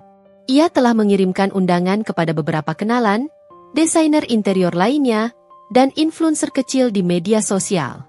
Namun, ia tidak menyangka responsnya akan begitu positif. Para desainer interior rekan kerjanya dulu datang memberikan dukungan tulus. Mata mereka berbinar melihat transformasi Alana. Beberapa influencer besar yang ia undang secara pribadi mengunggah instastory dan postingan memukau tentang keindahan toko Alana, memuji setiap detailnya. Pengunjung mulai berdatangan, tertarik oleh displei unik dan suasana toko yang menawan, berjejalan di antara lorong-lorong yang dihiasi. Pujian mulai berdatangan dari berbagai arah. Toko ini luar biasa, Alana. Selera Anda benar-benar kelas atas. Saya belum pernah melihat koleksi home decor seindah dan seunik ini di Jakarta. Setiap sudutnya adalah inspirasi. Penjualan di hari pertama melampaui ekspektasinya. Tanda, terjual, mulai banyak menempel di produk-produk. Alana tersenyum. Senyum tulus yang kini mencapai matanya, memancarkan kebahagiaan sejati. Ia tidak lagi melihat dirinya sebagai korban dari insiden gelas pecah, atau sebagai istri yang diabaikan dan tidak dihargai. Ia melihat dirinya sebagai Alana yang baru, seorang desainer yang diakui, seorang pebisnis wanita yang sukses, seorang wanita yang mampu bangkit dari keterpurukan dan membangun impiannya sendiri dari nol. Elegant Home Decor, Bukan hanya sebuah toko yang menjual perabot. Itu adalah sebuah harapan baru, bukti nyata bahwa dari kehancuran paling dalam pun bisa lahir sesuatu yang indah, kuat, dan penuh makna. Ini adalah awal dari babak baru dalam hidupnya. Sebuah babak yang ia tulis sendiri. 6 bulan pertama operasi, Elegance Home Decor berjalan jauh melampaui ekspektasi Alana. Bahkan melampaui mimpi terliarnya sekalipun. Toko itu, yang dulunya hanyalah sebuah ruko tua yang diabaikan dan penuh debu, kini menjadi mercusuar bagi para pencari keindahan dan kemewahan di Jakarta. Dinding-dindingnya yang bersih, display yang tertata apik, dan aroma khas dari lilin premium yang selalu menyala, menarik perhatian banyak orang. Pelanggan berdatangan dari berbagai kalangan. Sosialita kelas atas yang mencari sentuhan unik untuk penthouse mereka, desainer interior lainnya yang ingin berkolaborasi atau mencari inspirasi, ekspatriat yang merindukan tas teh Eropa, dan bahkan kalangan menengah atas yang ingin sentuhan eleganan mewah di rumah mereka. Kata dari mulut ke mulut menyebar dengan cepat, menjadi iklan paling efektif. Keberhasilan ini bukan hanya tentang keuntungan finansial yang terus meningkat secara signifikan. Angka penjualan Alana melonjak drastis setiap bulan, memungkinkannya melunasi pinjaman kecilnya lebih cepat dari jadwal. Ini adalah validasi yang selama ini ia dambakan, sebuah pengakuan atas bakat, selera, dan kerja kerasnya yang tak pernah dihargai oleh lingkungan terdekatnya. Alana, yang dulu merasa kecil, tak berdaya, dan tak dihargai, kini berdiri tegak sebagai seorang pebisnis wanita yang dihormati. Ia mempekerjakan beberapa staf penjualan yang ramah dan berpengetahuan luas tentang produk, serta seorang asisten desainer berbakat untuk membantunya mengelola pesanan custom yang terus berdatangan dan proyek-proyek desain interior skala kecil. Setiap hari di Elegance Home Decor terasa penuh dengan energi positif. Sebuah kontras tajam dengan kehampaan yang ia rasakan di rumah. Tak butuh waktu lama bagi media untuk melirik fenomena ini. Sebuah majalah gaya hidup ternama, Lifestyle Jakarta, meliput kisah Alana dan perjalanannya membangun Elegance Home Decor dari nol. Artikelnya memuji selera, inovasi, dan ketekunan Alana. Foto-foto tokonya yang indah dan artistik terpampang di halaman glossy, memperlihatkan setiap sudut yang instagramable, membuat namanya sebagai desainer dan pengusaha muda yang menjanjikan, semakin dikenal luas di ibu kota. Wajah Alana, yang dulu hanya dikenal sebagai menantu Dani, kini memiliki identitasnya sendiri. Di rumah, kehidupan Alana dan Dani tetap berada dalam pusaran kebisuan yang sama. Dani tetap sibuk dengan bisnis properti keluarganya yang justru mulai menunjukkan tanda-tanda perlambatan dan masalah internal, meskipun ia tak pernah menceritakannya pada Alana. Ia masih pulang larut, masih menghindari percakapan mendalam tentang perasaan mereka, dan masih tidak menunjukkan minat sedikitpun pada apa yang Alana lakukan. Jika Alana mencoba bercerita tentang perkembangan tokonya, atau pencapaian kecil yang ia raih, Dani hanya akan mengangguk atau bergumam, "Bagus," tanpa sedikitpun detail pertanyaan atau ekspresi penasaran. Ia bahkan tidak pernah sekalipun berkunjung ke Elegance Home Decor, meskipun Alana pernah mengajaknya beberapa kali. "Aku sibuk, Alana. Nanti saja kalau ada waktu." Selalu itu jawabannya, dingin dan acuh tak acuh. Namun, lambat laun, kesuksesan Alana mulai sulit diabaikan. Berita tentang Elegance Home Decor, dan nama Alana sebagai pemiliknya, mulai bergaung di lingkaran sosial yang sama dengan keluarga Dani. Para sosialita yang dulunya adalah teman-teman Bu Lastri, yang mungkin dulu menggunjingkan insiden gelas pecah, kini mulai membicarakan tentang toko baru yang menakjubkan di Kemang yang dimiliki oleh istri Dani. Mereka datang berkunjung, membeli barang, dan mengunggahnya di media sosial. Alana tahu bahwa informasi ini, cepat atau lambat, pasti akan sampai ke telinga Bu Lastri. Suatu siang, saat Alana sedang sibuk membalas email dan mengatur pengiriman pesanan di toko, ponselnya berdering. Nama, ibu mertua, terpampang di layar. Alana menarik napas dalam. Ini adalah panggilan pertama dari Bu Lastri sejak insiden itu, dan itu sudah lebih dari 6 bulan. Suara Bu Lastri terdengar lebih lembut dari biasanya, sedikit formal, dan jauh dari nada merendahkan yang biasa ia gunakan. "Alana, kudengar tokomu sedang ramai, ya? Selamat." Itu bukan ucapan selamat yang tulus dari hati, melainkan sebuah pernyataan yang dilontarkan dengan nada hati-hati, seolah mencoba mengukur reaksi Alana. Alana merasakan sedikit kelegaan yang aneh, namun sekaligus curiga. Ia tahu ini hanyalah awal. Keheningan dan pengabaian yang selama ini ia terima, kini digantikan oleh perhatian yang tak terduga. Sebuah perhatian yang mungkin tidak murni, melainkan dilandasi rasa penasaran, perhitungan, dan mungkin sedikit kecemasan akan posisi Alana yang kini tak bisa lagi dianggap remeh. Alana tahu, roda takdir telah berputar sepenuhnya. Perhatian ini, entah baik atau buruk niatnya, menandakan bahwa ia tidak lagi bisa diabaikan. Babak baru telah dimulai, dan kali ini, Alana berada di posisi yang berbeda. Panggilan telepon dari Bu Lastri beberapa hari sebelumnya adalah awal dari sebuah babak baru, sebuah indikasi bahwa roda takdir memang telah berputar. Namun, Alana tidak pernah menyangka bahwa pertemuan langsung yang penuh makna itu akan terjadi secepat ini, dan di tempat yang paling tak terduga, di kerajaannya sendiri, Elegance Home Decor. Hari itu, Alana sedang sibuk meneliti laporan penjualan bulanan di kantor kecilnya yang nyaman di bagian belakang toko. Suasana toko kala itu relatif tenang, hanya ada beberapa pelanggan yang sedang menjelajahi koleksi terbaru. Tiba-tiba, suara gemerincing bel tanda pengunjung masuk terdengar dari pintu utama, lebih nyaring dari biasanya. Salah satu stafnya menyapa tamu dengan ramah, dan Alana mendengar obrolan samar yang seketika membuat nalurinya bereaksi. Suara itu terasa tidak asing. Ia keluar untuk memeriksa, dan jantungnya serasa berhenti berdetak, seperti terhimpit beban tak kasat mata. Berdiri di tengah toko, di antara pajangan lampu kristal bohemian yang berkilauan dan sofa beludru berwarna emerald green yang mewah, adalah Bu Lastri. Wanita itu mengenakan setelan rancangan desainer yang mahal, perhiasan berlian yang berkilauan di leher dan pergelangan tangannya, dan membawa tas tangan mewah yang harganya bisa membeli beberapa koleksi barang di toko Alana. Namun, yang paling mengejutkan Alana adalah ekspresi di wajah Bu Lastri. Tidak ada lagi wajah angkuh dan dominan yang biasa.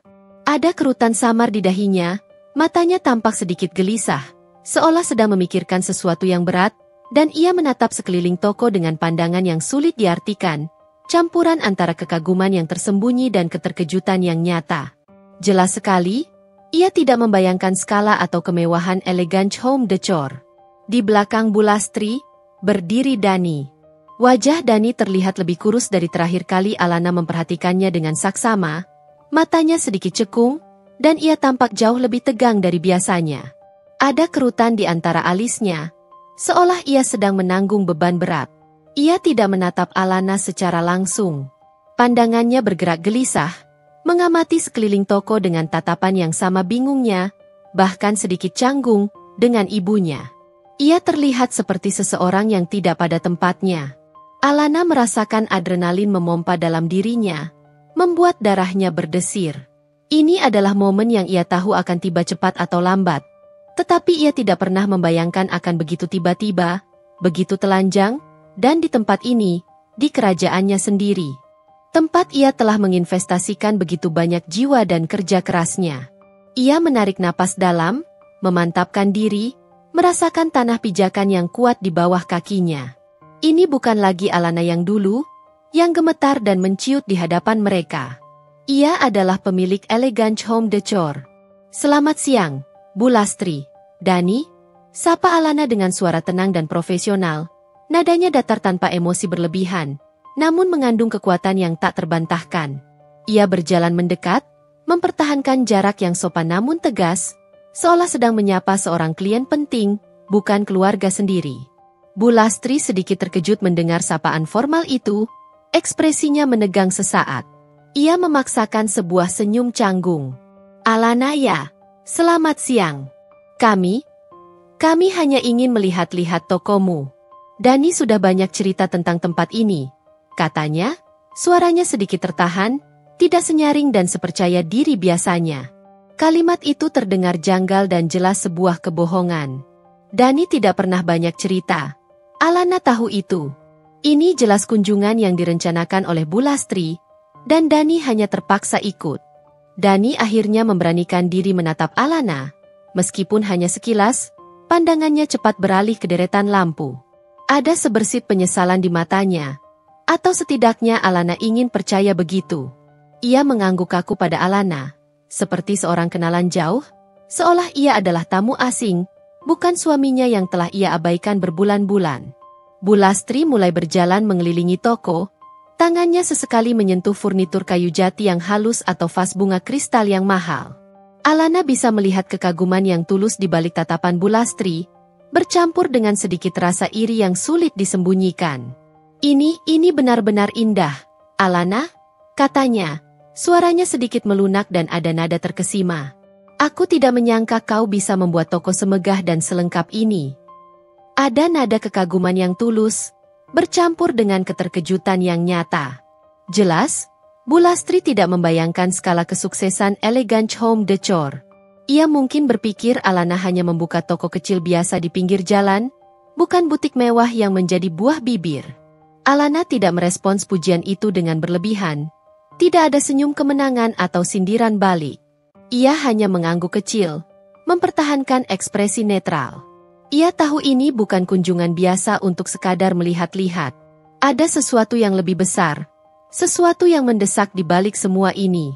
Dan ia tidak perlu menunggu lama untuk mengetahuinya. Aura kerisauan yang terpancar jelas dari Dani dan perubahan sikap Bu Lastri yang tidak biasa, yang cenderung lebih lembut dan hati-hati, semakin meyakinkan Alana bahwa badai kecil di hidup mereka, kini telah bergeser ke pihak mereka. Giliran merekalah yang kini menghadapi kesulitan. Setelah berkeliling sejenak, tatapan Bu Lastri yang penuh perhitungan akhirnya berhenti di depan sebuah patung perunggu bergaya modern yang menjadi salah satu koleksi termahal dan paling mencolok di Elegant Home Decor. Patung itu, dengan lekukan abstraknya yang anggun, tampak kontras dengan suasana tegang yang menyelimuti mereka. Bu Lastri menatap patung itu lama, seolah sedang mengumpulkan keberanian yang kini terasa begitu rapuh. Dani, yang sedari tadi hanya mengikuti di belakang ibunya bagai bayangan, kini berdiri di sampingnya, kegelisahan terpancar jelas dari raut wajahnya yang semakin kurus. Alana tetap berdiri tak jauh dari mereka, lengan bersedekap, menunggu dengan tenang. Ia tahu, momen kebenaran yang dinanti-nantikan akan segera tiba, dan ia siap menghadapinya. Alana, Bu Lastri akhirnya berbalik, menatap Alana dengan ekspresi yang lebih terbuka dari sebelumnya. Ada kerentanan yang belum pernah Alana lihat terpancar dari mata wanita dominan itu, sebuah kelemahan yang membuat Alana sedikit terkejut. Ada yang ingin kami bicarakan denganmu. Suaranya kini tidak lagi berkuasa dan penuh perintah, melainkan mengandung sedikit nada permohonan yang samar, sebuah kontras tajam dari suara yang dulu menggelegar saat menjambak Alana. Alana mengangguk pelan, tanpa senyum, tanpa emosi berlebihan. Silakan, Bu. Ia mempersilakan mereka menuju area sofa mewah yang terletak di sudut toko, area yang dirancang khusus untuk kenyamanan klien yang berdiskusi, jauh dari mata staf dan pelanggan lain. Sofa beludru berwarna abu-abu gelap dengan bantal sutra emerald green menunggu, seolah menjadi saksi bisu drama yang akan terungkap. Mereka duduk. Bu Lastri duduk tegak di ujung sofa, namun tangannya terlihat gemetar saat meremas tas tangan Hermesnya. Gelisah. Dani duduk di samping ibunya, dengan bahu melengkung dan kepala tertunduk dalam, menghindari tatapan Alana sepenuhnya. Ada kesunyian singkat yang terasa begitu panjang, hanya suara musik instrumental lembut dari speaker tersembunyi yang mengisi ruangan, menambah nuansa dramatis. Alana, Bu Lastri memulai lagi, kali ini dengan suara lebih pelan, nyaris berbisik. Kami datang untuk minta maaf padamu. Kata-kata itu meluncur dengan susah payah dari bibirnya, seolah ia dipaksa oleh kekuatan tak terlihat untuk mengucapkannya. Tentang kejadian di pesta ulang tahunku saat itu, tentang gelas itu dan juga perlakuan saya padamu. Bu Lastri menarik napas dalam, memejamkan mata sesaat. Saya tahu saya keterlaluan saat itu. Saya hilaf, Alana. Saya sangat menyesal atas apa yang telah saya lakukan dan katakan padamu. Alana mendengarkan dengan saksama, ekspresinya tetap datar dan sulit ditebak. Ia tahu ini adalah permintaan maaf yang Bu Lastri tidak inginkan untuk diucapkan dari lubuk hati, tetapi terpaksa karena keadaan yang mendesak. Penyesalan yang tulus itu datang dari hati. Bu, kata Alana, suaranya tenang, dingin, namun mengandung ketegasan yang menusuk. Bukan karena keadaan yang mendesak atau karena ada motif di baliknya. Bu Lastri terdiam, raut wajahnya menunjukkan bahwa ia tertohok oleh kata-kata Alana, merasa malu karena topengnya sedikit terbuka. Ia melirik Dani, seolah mencari dukungan atau isyarat untuk melanjutkan. Dani, yang sejak tadi hanya diam membatu, akhirnya mengangkat kepala dan menatap Alana. Matanya merah dan sedikit bengkak. Ada bayangan lingkaran hitam di bawahnya, seolah ia baru saja mengalami malam tanpa tidur atau banyak menangis. Alana, aku minta maaf, kata Dani. Suaranya serak, bergetar, dan penuh penyesalan yang mendalam. Ia tak lagi mencoba menyembunyikannya. Aku tahu aku pengecut waktu itu. Aku seharusnya melindungimu. Aku seharusnya ada di sisimu, membela kamu dari Mama. Aku tidak bisa memaafkan diriku sendiri karena membiarkan Mama melakukan itu padamu.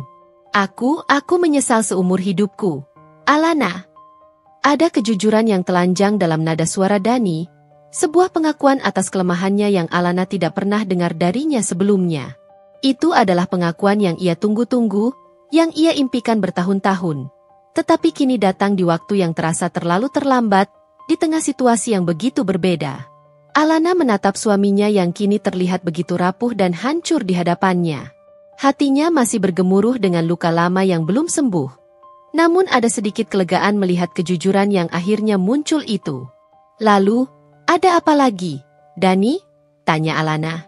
Suaranya kini sedikit melunak, namun tetap tegas, tidak membiarkan emosi menguasainya sepenuhnya. Ia tahu permintaan maaf ini, meskipun tulus dari Dani, bukanlah satu-satunya alasan mereka datang. Bu Lastri menghela napas panjang, mengumpulkan sisa-sisa keberaniannya. Ia kembali menjadi fokus utama. Toko Dani sedang ada masalah besar, Alana. Krisis properti sedang melanda. Beberapa proyek besar kami tertunda karena masalah perizinan yang rumit, dan kami baru saja kehilangan investor besar yang tiba-tiba menarik dananya. Keuangan perusahaan sangat terpuruk. Kami butuh modal, Alana. Sangat besar. Dani sudah mencoba kemana-mana, tapi bank menolak, investor lain ragu-ragu. Hanya kamu yang bisa kami harapkan. Kami tahu tokomu sangat sukses. Alana. Kamu punya koneksi luas di kalangan elit, dan juga dana yang besar. Tolong kami benar-benar terdesak. Alana. Kalau tidak, perusahaan bisa bangkrut. Permintaan itu meluncur dengan cepat, seperti bendungan yang akhirnya jebol, mengungkap seluruh kerentanan mereka. Alana tidak terkejut. Inilah alasan sebenarnya. Permintaan maaf itu, pengakuan Dani itu, semuanya adalah pembuka untuk tujuan akhir ini. Uang. Uang yang mereka harapkan bisa ia berikan dari bisnis yang ia bangun sendiri dari nol. Ia menatap mereka bergantian, Bu Lastri yang kini tampak putus asa, dan Dani yang terlihat hancur dan diliputi rasa malu. Dulu, ia adalah menantu yang dipermalukan di depan umum, istri yang diabaikan, dianggap tidak berarti dan tidak punya nilai. Kini, ia adalah harapan terakhir mereka, satu-satunya jalan keluar dari kehancuran. Momen ini, di tokonya sendiri yang ia bangun dari puing-puing, adalah puncak dari segalanya. Sebuah ironi pahit yang mengukir senyum tipis di bibir Alana. Hening kembali menyelimuti area sofa di Elegance Home Decor, namun kali ini heningnya terasa jauh berbeda. Itu adalah hening yang syarat dengan antisipasi, tegang, menanti jawaban yang akan menentukan nasib perusahaan properti keluarga Dani. Bu Lastri dan Dani menatap Alana, mata mereka memohon, penuh harap, seolah Alana adalah satu-satunya juru selamat mereka. Alana membalas tatapan mereka satu persatu, mengamati wajah penuh kerisauan yang kini menguasai Bu Lastri, sosok yang dulu begitu dominan, dan mata Dani yang kini dipenuhi penyesalan yang mendalam. Ia telah menunggu momen ini begitu lama, sebuah momen di mana dinamika kekuasaan berbalik sepenuhnya, di mana ia tidak lagi berada di posisi yang lemah. Alana menarik napas dalam, merangkai setiap kata dengan hati-hati, memastikan setiap kalimatnya jelas dan tanpa celah. Saya mengerti situasi sulit yang kalian hadapi, ia memulai, suaranya tetap tenang dan terkontrol, jauh dari emosi yang mungkin mereka harapkan. Tidak ada kemarahan, tidak ada dendam yang meluap-luap, hanya ketenangan yang menakutkan. Saya juga mengapresiasi kedatangan kalian untuk meminta maaf, terutama pengakuanmu, Dani, yang jujur dan tulus. Ada sedikit jeda, Alana membiarkan kata-katanya meresap, mengamati reaksi mereka. Ia melihat secercah harapan yang mulai menyala di mata Dani, dan sedikit kelegaan samar di wajah Bu Lastri, seolah mereka mengira Alana akan luluh. Namun, harapan itu tidak bertahan lama. Meskipun begitu, Alana melanjutkan, nada suaranya berubah menjadi lebih tegas, dingin, namun mengandung otoritas yang tak terbantahkan. Perusahaan ini, Elegance Home Decor, adalah hasil kerja keras saya seorang diri. Ini adalah segala yang saya miliki, yang saya bangun dari puing-puing kehancuran setelah saya dipermalukan dan diabaikan. Saya menginvestasikan waktu, tenaga, seluruh pikiran, dan seluruh tabungan saya di sini, tanpa bantuan atau dukungan dari siapapun. Bahkan kamu, Dani. Alana menatap Dani langsung, matanya tajam, membuat pria itu menunduk lagi, tak sanggup membalas tatapannya. Ketika saya berjuang keras mencari pinjaman yang ditolak bank, ketika saya menghadapi masalah supplier yang menipu dan kontraktor yang molor, kalian tidak ada. Ketika saya diinjak-injak harga dirinya, kamu memilih untuk diam, hanya berdiri di sana, menjadi saksi bisu. Bu Lastri, yang kini terlihat gelisah, mencoba menyela. Tapi, Alana, kita ini keluarga. Keluarga. Alana memotongnya dengan cepat, namun tanpa nada marah yang membakar, melainkan penuh kekecewaan yang mendalam dan tajam. Ketika saya dijambak di hadapan seluruh keluarga besar dan tamu pentingmu, dan kamu diam, apakah itu yang disebut keluarga, Bu Lastri? Ketika saya merasa sendiri, diabaikan, dan harga diri saya hancur berkeping-keping, di mana keluarga itu? Saya harus membangun ulang diri saya sendiri, dari nol, sendirian, dengan segala sakit hati yang kalian torehkan. Nada suara Alana kini mengandung getaran emosi, namun masih terkontrol. Ia kembali menatap Bu Lastri, sorot matanya mengunci mata ibu mertuanya. Saya tidak akan membantu bisnis Dani. Kedua orang di depannya terkesiap. Wajah Bu Lastri memucat drastis, seolah semua darah mengalir dari wajahnya, dan Dani mengangkat kepalanya dengan cepat, tatapan tak percaya yang pedih di matanya. Bibirnya sedikit terbuka, seolah ingin mengatakan sesuatu namun tidak ada suara yang keluar. Maaf, Alana, tapi ini vital bagi kami. Dani memohon, suaranya terdengar putus asa, lemah, dan sedikit bergetar. Kalau perusahaan bangkrut, kami akan kehilangan segalanya. Rumah, aset, reputasi semuanya. Itu adalah konsekuensi dari keputusan dan manajemen yang kurang baik, Dani. Alana membalas, matanya dingin, tanpa simpati yang berarti. Bukan tanggung jawab saya untuk menyelamatkan bisnis yang tidak saya bangun, yang saya tidak punya andil di dalamnya. Saya sudah melalui perjuangan saya sendiri untuk bisa berdiri di sini, di tempat ini. Alana memberi isyarat ke sekeliling tokonya yang kini begitu indah dan makmur. Bisnis ini dibangun dengan darah dan air mata saya sendiri, tanpa campur tangan dan tanpa pengkhianatan dari pihak manapun. Saya tidak akan mempertaruhkan apa yang telah saya bangun. Namun, Alana menambahkan, sedikit melunakkan nada suaranya, memberikan sedikit jeda yang menggantung di udara. Saya akan mempertimbangkan permintaan maaf kalian, Bu Lastri dan Dani. Saya percaya pada kesempatan kedua untuk perbaikan diri. Tapi perbaikan itu harus datang dari kalian, dari tindakan nyata dan perubahan sikap, bukan dari uang saya. Alana berdiri, sebuah isyarat halus bahwa diskusi telah berakhir, bahwa keputusannya bulat dan tidak bisa diganggu-gugat. Jika kalian benar-benar tulus menyesali apa yang terjadi, kalian akan menemukan cara untuk memperbaikinya, bukan dengan mengemis uang dariku. Dani terlihat hancur, pundaknya merosot, seolah semua bebannya tiba-tiba menjadi 2 kali lipat. Sementara Bu Lastri tampak tak percaya, sulit menerima penolakan mentah-mentah itu. Aura dominasinya telah sepenuhnya lenyap, digantikan oleh keputusasaan dan rasa malu yang mendalam. Alana tidak lagi merasakan beban yang dulu menghimpitnya, tidak ada lagi rasa bersalah atau ketakutan. Ia telah menetapkan batas, sebuah batas yang kuat dan jelas, melindungi dirinya dan apa yang telah ia bangun. Elegance Home Decor kini bukan hanya sekadar toko, melainkan simbol kemandirian dan kekuatannya. Kata-kata Alana yang tegas dan final menggantung di udara, menciptakan keheningan yang lebih berat dan mencekam daripada sebelumnya. Itu adalah keheningan yang syarat dengan kekalahan bagi Bulastri dan Dani. Mereka, yang semula datang ke Elegance Home Decor dengan secercah harapan tipis di mata mereka, kini dihadapkan pada kenyataan pahit penolakan yang tak terduga. Wajah Bulastri yang tadinya pucat karena cemas kini berubah menjadi merah padam karena malu yang teramat sangat. Namun kali ini bukan malu yang meluap menjadi amarah yang meledak-ledak. Itu adalah malu yang bercampur aduk dengan kekecewaan mendalam dan rasa tak percaya bahwa Alana, menantu yang selama ini ia remehkan, ia anggap tidak berguna, dan ia tindas, kini berani menolak permintaannya secara langsung dan tanpa keraguan. Ia ingin membantah, berteriak, atau memohon lagi, tetapi sesuatu dalam tatapan Alana yang dingin, mantap, dan penuh kekuatan menahan lidahnya. Setiap kata yang ingin ia ucapkan terasa tercekat di tenggorokan. Ia hanya bisa mengepalkan jemarinya di pangkuan. Sorot matanya yang selama ini penuh kekuasaan dan dominasi kini terlihat kosong, kalah, dan syarat dengan rasa malu. Dani, di sisi lain, tidak menunjukkan kemarahan sama sekali.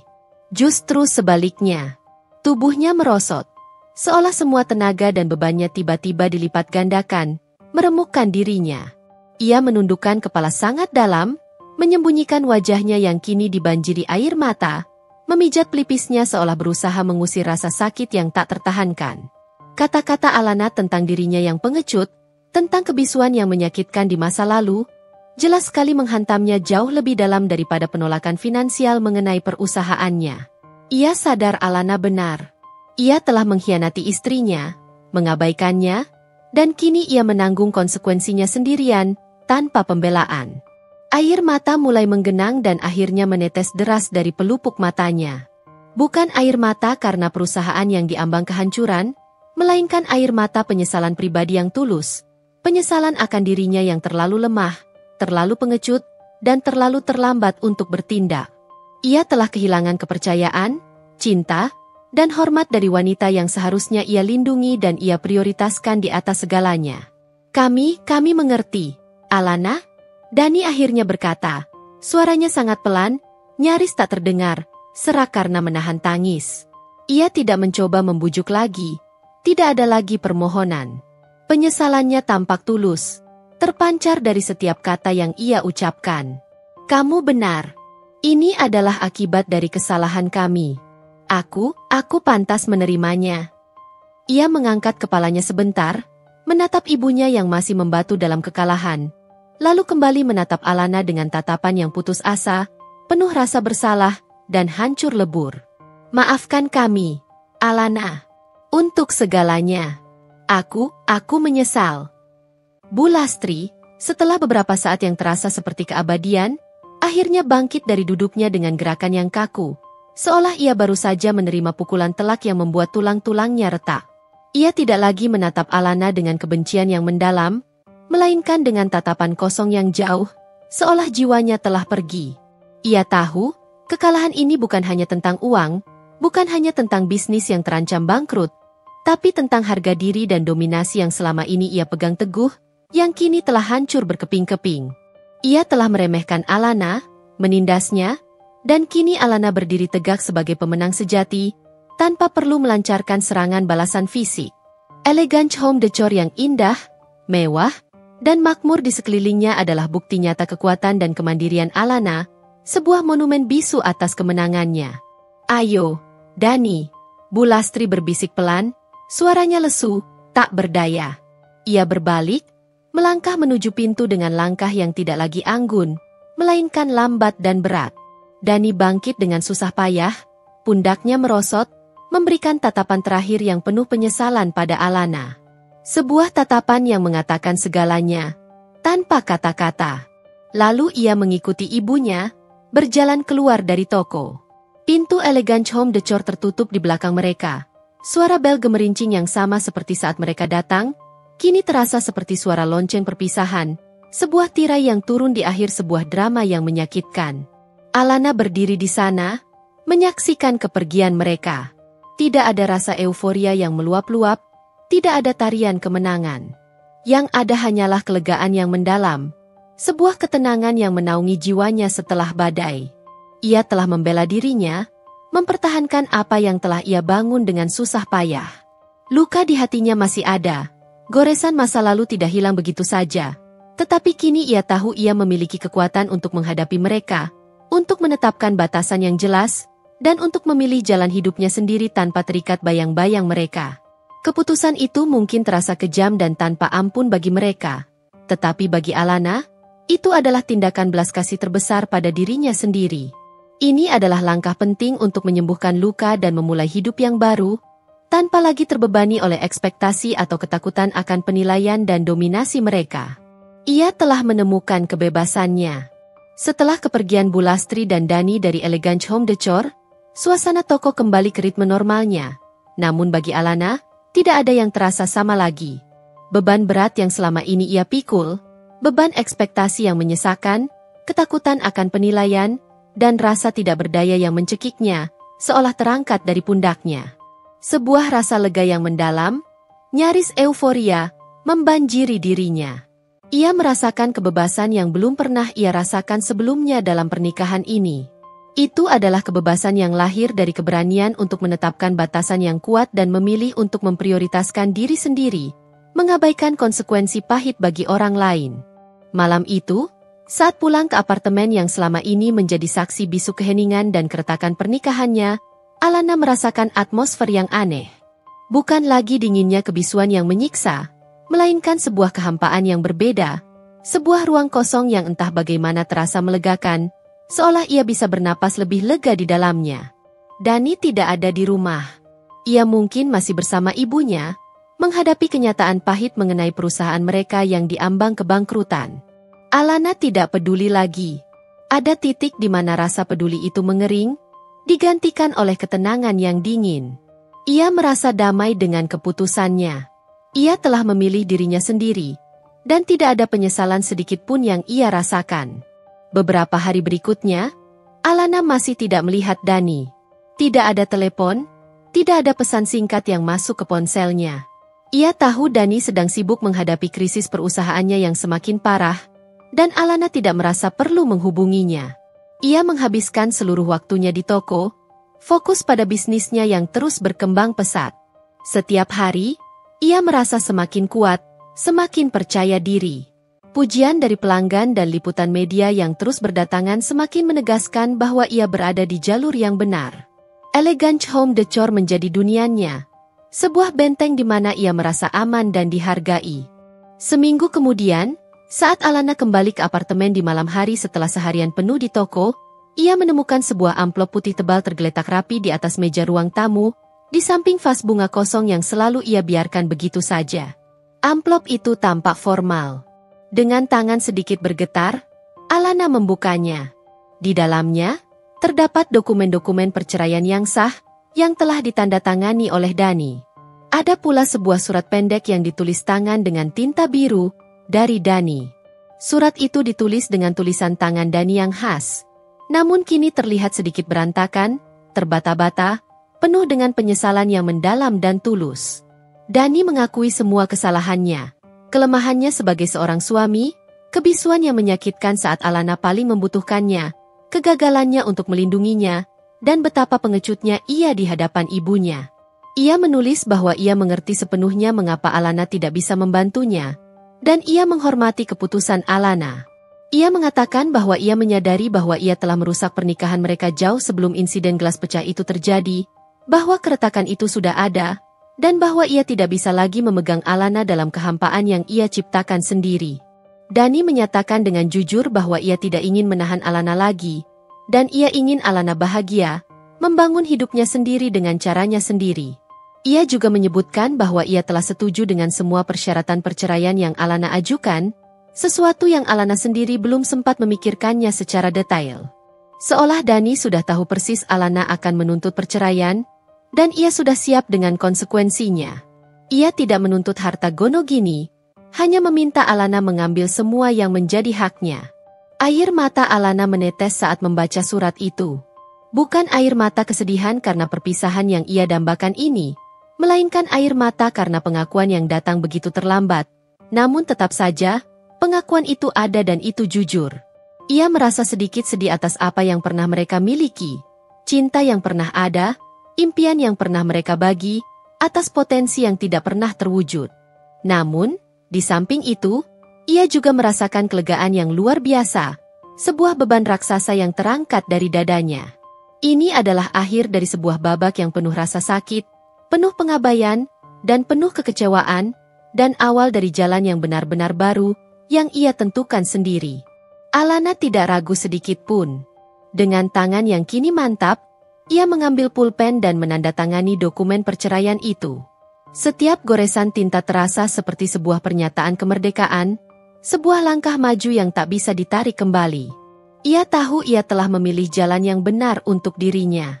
Ia tidak lagi terbebani oleh masa lalu, oleh mertua yang dominan dan menghakimi, atau oleh suami yang pengecut dan tidak mampu melindunginya. Ia adalah Alana, pemilik Elegance Home Decor, seorang wanita mandiri yang telah menemukan kembali kekuatannya, identitasnya, dan kebahagiaannya. Ia siap untuk melangkah maju, sendirian, tetapi dengan kebebasan penuh dan hati yang kini, perlahan namun pasti, mulai sembuh dan pulih sepenuhnya. Masa depannya kini terbentang luas, penuh dengan peluang yang akan ia ciptakan sendiri. Perceraian Alana dan Dani diselesaikan dengan cepat dan tanpa drama, seperti yang diisyaratkan oleh surat Dani. Prosesnya terasa begitu sunyi, hampir tidak nyata, seperti halnya pernikahan mereka di bulan-bulan terakhir. Dokumen-dokumen penting dikirimkan, ditandatangani, dan tak lama kemudian, ikatan pernikahan yang selama ini terasa seperti rantai tak terlihat itu secara resmi berakhir. Tidak ada perayaan besar yang meriah, tidak ada tangisan kesedihan yang berlarut-larut. Yang ada hanyalah sebuah rasa damai yang mendalam, seperti air tenang yang menaungi permukaan danau setelah badai dahsyat baru saja berlalu. Alana merasa seolah ia akhirnya bisa bernapas lega, menghirup udara kebebasan yang murni, memenuhi paru-parunya dengan harapan. Kehidupan Alana setelah perceraian terasa seperti lembaran putih bersih yang terhampar luas di hadapannya. Siap ia isi dengan tinta kebahagiaan, kesuksesan, dan makna baru. Ia tetap memilih untuk tinggal di apartemen yang dulu ia tempati bersama Dani. Namun kini setiap sudutnya terasa lebih ringan, lebih menjadi miliknya sendiri, seolah dinding-dinding itu pun turut merasakan kebebasannya. Tidak ada lagi keheningan yang menyesakan, kebisuan yang dulu menyiksa jiwanya. Kini, hanya ada kebebasan mutlak untuk mengisi ruang itu dengan apapun yang ia inginkan, kapanpun ia mau. Ia bahkan membeli beberapa koleksi terbaru dan paling ia sukai dari Elegance Home Decor, vas kristal Murano yang berkilau, lukisan abstrak dengan palet warna cerah, hingga trou blanket kasmir yang lembut, untuk mendekorasi ulang apartemennya. Ia mengubahnya menjadi sebuah cerminan sejati dari selera, jiwa, dan kemandiriannya yang baru. Apartemen itu kini bukan lagi hanya tempat tinggal, melainkan sebuah sanktuari pribadi yang merefleksikan kebahagiaannya. Fokus utama Alana kini sepenuhnya tercurah pada Elegance Home Decor. Tokonya tumbuh pesat, melampaui semua ekspektasi yang ia tetapkan, bahkan melampaui mimpi-mimpi terliarnya. Keberhasilan ini bukan hanya sekadar lonjakan angka penjualan atau peningkatan profit, melainkan sebuah manifestasi nyata dari tekadnya. Ia memperluas jaringan supplier hingga ke Bali, bekerja sama dengan pengrajin lokal yang berbakat, dan berbagai negara di Asia Tenggara, mencari barang-barang unik yang menggabungkan estetika lokal yang kaya dengan sentuhan kemewahan global. Produk-produknya menjadi incaran, membuat toko Alana semakin terkenal. Timnya bertambah dengan cepat, dari beberapa orang menjadi lebih dari 15 staf yang loyal dan berdedikasi, yang semuanya terinspirasi oleh kisah perjuangan Alana. Alana tidak hanya menjadi seorang pemilik bisnis yang cakap, tetapi juga seorang pemimpin yang menginspirasi. Ia mengadakan lokakarya desain kecil di tokonya setiap bulan, berbagi pengetahuannya tentang interior desain dan home decor dengan komunitas yang lebih luas. Ia bahkan sesekali diundang sebagai pembicara di acara-acara kewirausahaan wanita, menceritakan perjalanannya dari seorang menantu yang terpinggirkan menjadi pengusaha sukses. Nama Alana, yang dulu hanya dikenal sebagai menantu keluarga kaya, kini dikenal secara luas sebagai Alana, pengusaha sukses dan desainer interior terkemuka di industri. Identitasnya kini berdiri tegak, terukir jelas oleh hasil kerja kerasnya sendiri. Hubungannya dengan Bulastri dan Dani hampir tidak ada. Mereka seolah menghilang dari kehidupannya. Sesekali, Alana akan mendengar kabar samar tentang kesulitan keuangan perusahaan properti mereka yang terus berlanjut.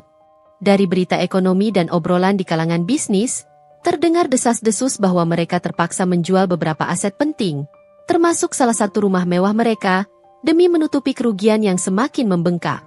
Alana tidak merasa puas atas penderitaan mereka, tidak ada rasa balas dendam yang membara di hatinya. Ia hanya merasa netral. Masa lalu adalah pelajaran yang sangat berharga, sebuah guru yang keras, bukan beban yang harus terus ia pikul dan menggerogoti kebahagiaannya. Dani kadang-kadang mengirimkan pesan singkat kepadanya, menanyakan kabar, atau sekadar memberikan ucapan selamat atas pencapaian Elegance Home Decor yang terus berdatangan di media massa. Pesan-pesan itu terasa hampa, seperti formalitas yang harus ia penuhi. Alana akan membalasnya dengan sopan, tanpa emosi berlebihan, menjaga jarak yang sehat dan tak terlampaui. Luka telah sembuh, tetapi bekasnya tetap ada, menjadi pengingat akan batasan yang tidak boleh dilanggar, sebuah memori pahit yang telah membentuk dirinya menjadi pribadi yang lebih kuat. Alana tidak lagi mencari validasi dari orang lain.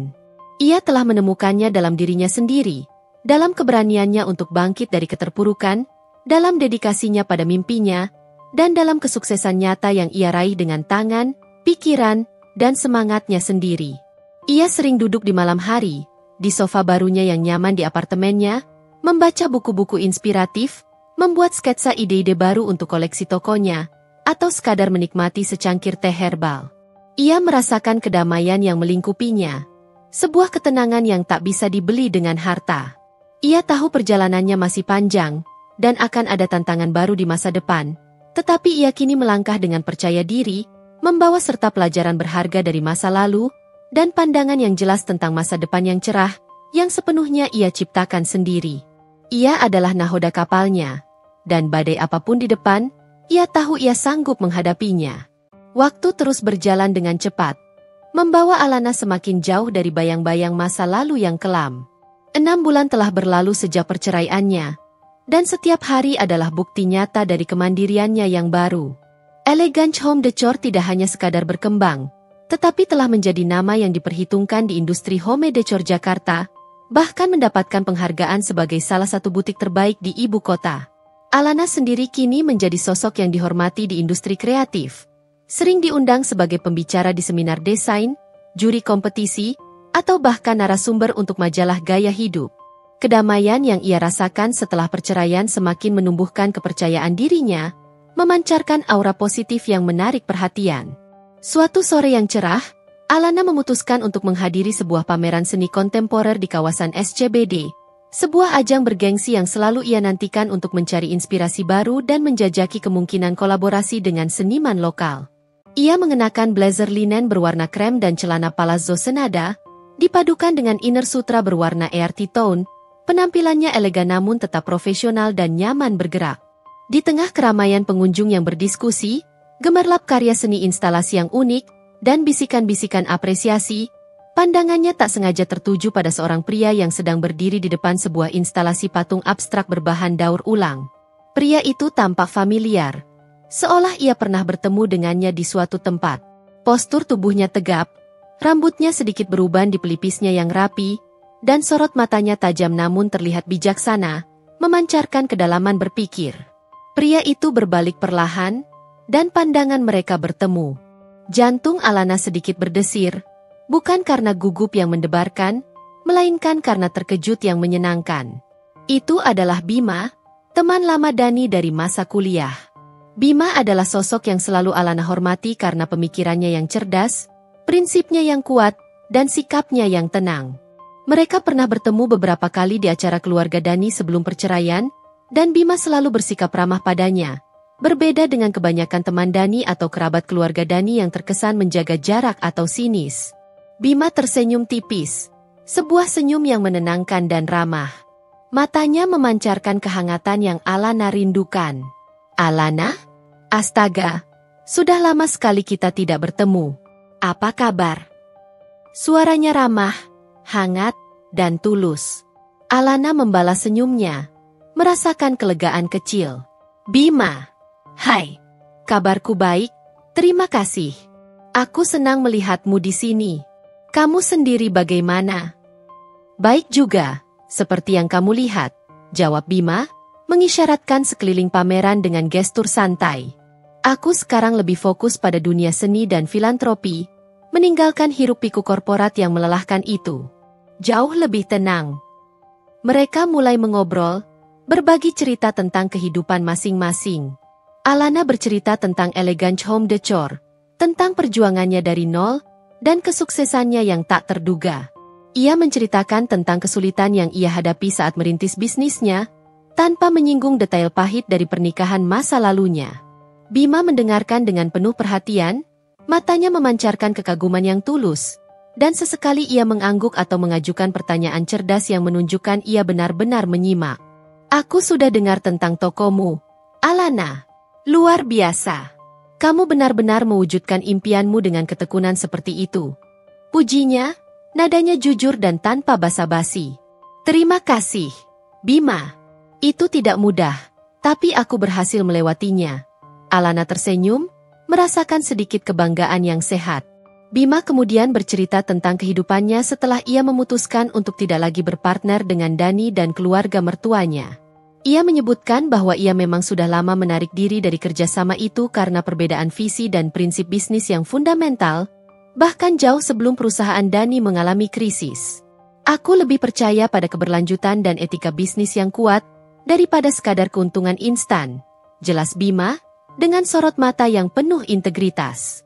Ia kini menjalankan sebuah yayasan seni yang sangat aktif mendukung seniman muda berbakat di Indonesia, dan juga terlibat dalam beberapa proyek sosial yang berdampak positif pada masyarakat. Selama obrolan mereka, yang berlangsung dengan sangat alami dan mengalir, Bima tidak sekalipun menyinggung tentang perceraian Alana atau kondisi Dani dan Bu Lastri. Ia tidak bertanya detail, tidak menghakimi, dan tidak mencoba mengorek informasi, seolah menghormati privasi Alana sepenuhnya.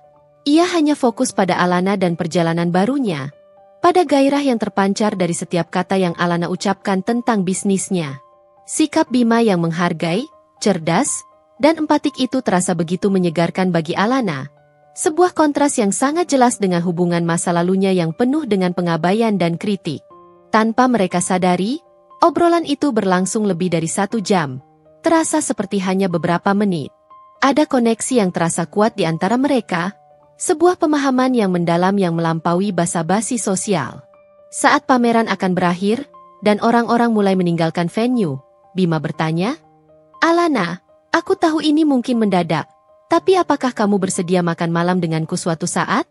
Aku ingin mendengar lebih banyak tentang visimu untuk elegant home decor, dan mungkin ada beberapa seniman dari yayasanku yang bisa kukenalkan padamu.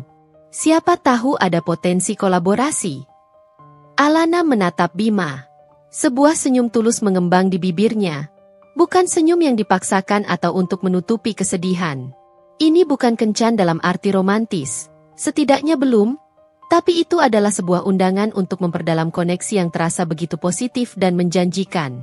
Ini adalah kesempatan untuk menjalin pertemanan baru yang berarti, atau mungkin, untuk sebuah kisah baru yang tak terduga, yang dibangun di atas fondasi rasa hormat dan pengertian. Tentu, Bima. Aku akan sangat senang, jawab Alana, hatinya dipenuhi harapan baru yang hangat, sebuah babak baru yang ia sambut dengan lapang dada. Undangan makan malam Bima bukanlah sekadar basa-basi sopan, dan Alana, dengan hati yang kini lebih terbuka dan lapang, menerimanya tanpa ragu. Pertemuan pertama mereka setelah pameran seni berjalan sangat lancar, melebihi ekspektasi Alana. Mereka makan malam di sebuah restoran Jepang yang tenang dan cozy di Jakarta Selatan, dengan alunan musik jazz yang mengiringi. Obrolan mengalir dengan santai, penuh gelak tawa ringan, dan topik yang menarik. Bima menunjukkan ketertarikan yang tulus pada visi Alana untuk elegant home decor, pada setiap detail perjuangan dan ide-ide inovatif Alana. Ia tidak hanya mengangguk sopan, ia mengajukan pertanyaan-pertanyaan yang cerdas, menunjukkan pemahaman mendalam tentang dunia bisnis, seni, dan bahkan tantangan seorang wirausaha. Alana merasa nyaman berbicara dengannya, berbagi ide, tantangan, dan bahkan ketakutan kecil tanpa rasa takut dihakimi atau diremehkan. Itu adalah perasaan yang sudah sangat lama tidak ia alami. Setelah makan malam pertama itu, mereka semakin sering bertemu. Awalnya, pertemuan mereka berpusat pada minat profesional yang saling menguntungkan. Bima, dengan koneksi luasnya di dunia seni dan filantropi, memperkenalkan Alana kepada beberapa seniman muda berbakat dari yayasannya. Seniman-seniman ini memiliki potensi besar untuk menjadi supplier eksklusif yang unik untuk Elegance Home Decor, membawa koleksi yang lebih beragam dan berkarakter. Alana, di sisi lain, dengan keahliannya di bidang desain interior, membantu beberapa seniman Bima dalam menata ruang pameran mereka agar lebih menarik dan profesional, meningkatkan exposure karya mereka. Mereka juga aktif membahas ide-ide untuk proyek kolaborasi jangka panjang antara Elegance Home Decor dan Yayasan Seni Bima, yang berpotensi memadukan seni dan desain interior untuk tujuan filantropi, menciptakan dampak sosial yang positif. Namun, seiring berjalannya waktu, dan intensitas pertemuan yang semakin sering, percakapan mereka mulai beralih dari sekadar urusan bisnis ke hal-hal yang lebih personal, lebih dalam. Mereka menemukan banyak kesamaan dalam nilai-nilai hidup, pandangan tentang pentingnya integritas, filosofi kebahagiaan yang sederhana, dan pandangan tentang keluarga yang saling mendukung. Bima adalah sosok yang tenang, stabil, dan dewasa. Ia memiliki empati yang tinggi, selalu mendengarkan Alana dengan penuh perhatian, tidak pernah menginterupsi atau meremehkan perasaannya. Bahkan saat Alana menceritakan sedikit pengalaman pahitnya, ia seringkali memberikan pandangan yang bijaksana tentang kehidupan, yang membuat Alana merasa tertantang untuk berpikir lebih jauh, melihat masalah dari berbagai perspektif, dan tumbuh menjadi pribadi yang lebih baik. Alana menemukan dirinya semakin menikmati kehadiran Bima. Ia menyukai caranya tertawa, tawa yang renyah dan tulus, kepintarannya yang tidak sombong, dan yang paling penting, ia menyukai bagaimana Bima membuatnya merasa dihargai dan dilihat sebagai dirinya sendiri.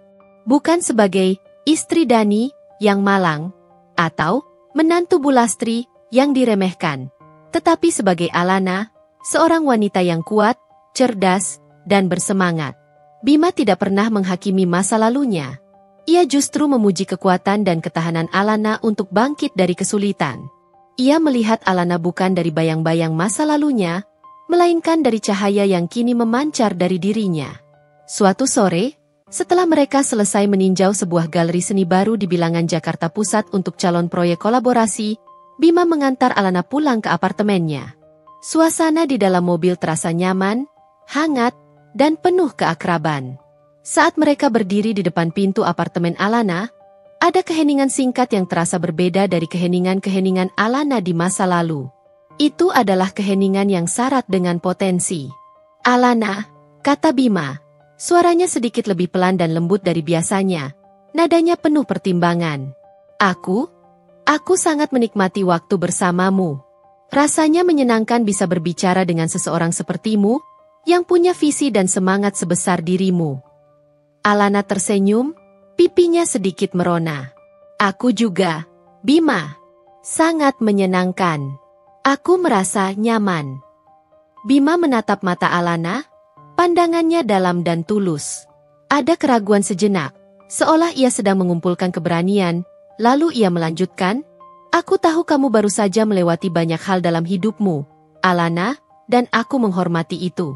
Tapi, apakah kamu keberatan jika kita bertemu bukan hanya untuk urusan pekerjaan? Aku ingin mengenalmu lebih jauh, sebagai Alana. Jika kamu bersedia." Hati Alana berdesir hangat, sebuah perasaan yang sudah lama tidak ia rasakan. Ini adalah momen yang ia tidak sangka akan datang secepat ini, atau dari seseorang yang begitu pengertian dan tulus seperti Bima. Ia telah membangun tembok tinggi di sekeliling hatinya, setelah pengalaman pahit yang ia alami. Tetapi Bima, dengan segala ketulusan, kehati-hatian, dan kesabarannya, mulai merobohkan tembok itu, bata demi bata, tanpa paksaan, hanya dengan ketulusan. "Tidak, Bima.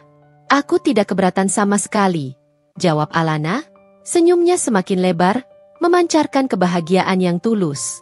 "Aku akan sangat senang." Ada percikan baru yang menyala di antara mereka. Percikan yang berbeda dari apapun yang Alana alami sebelumnya. Ini adalah awal yang baru, bukan hanya dalam karir dan kemandiriannya, tetapi juga dalam kehidupannya yang paling personal. Sebuah lembaran baru yang menjanjikan kehangatan dan kebahagiaan sejati.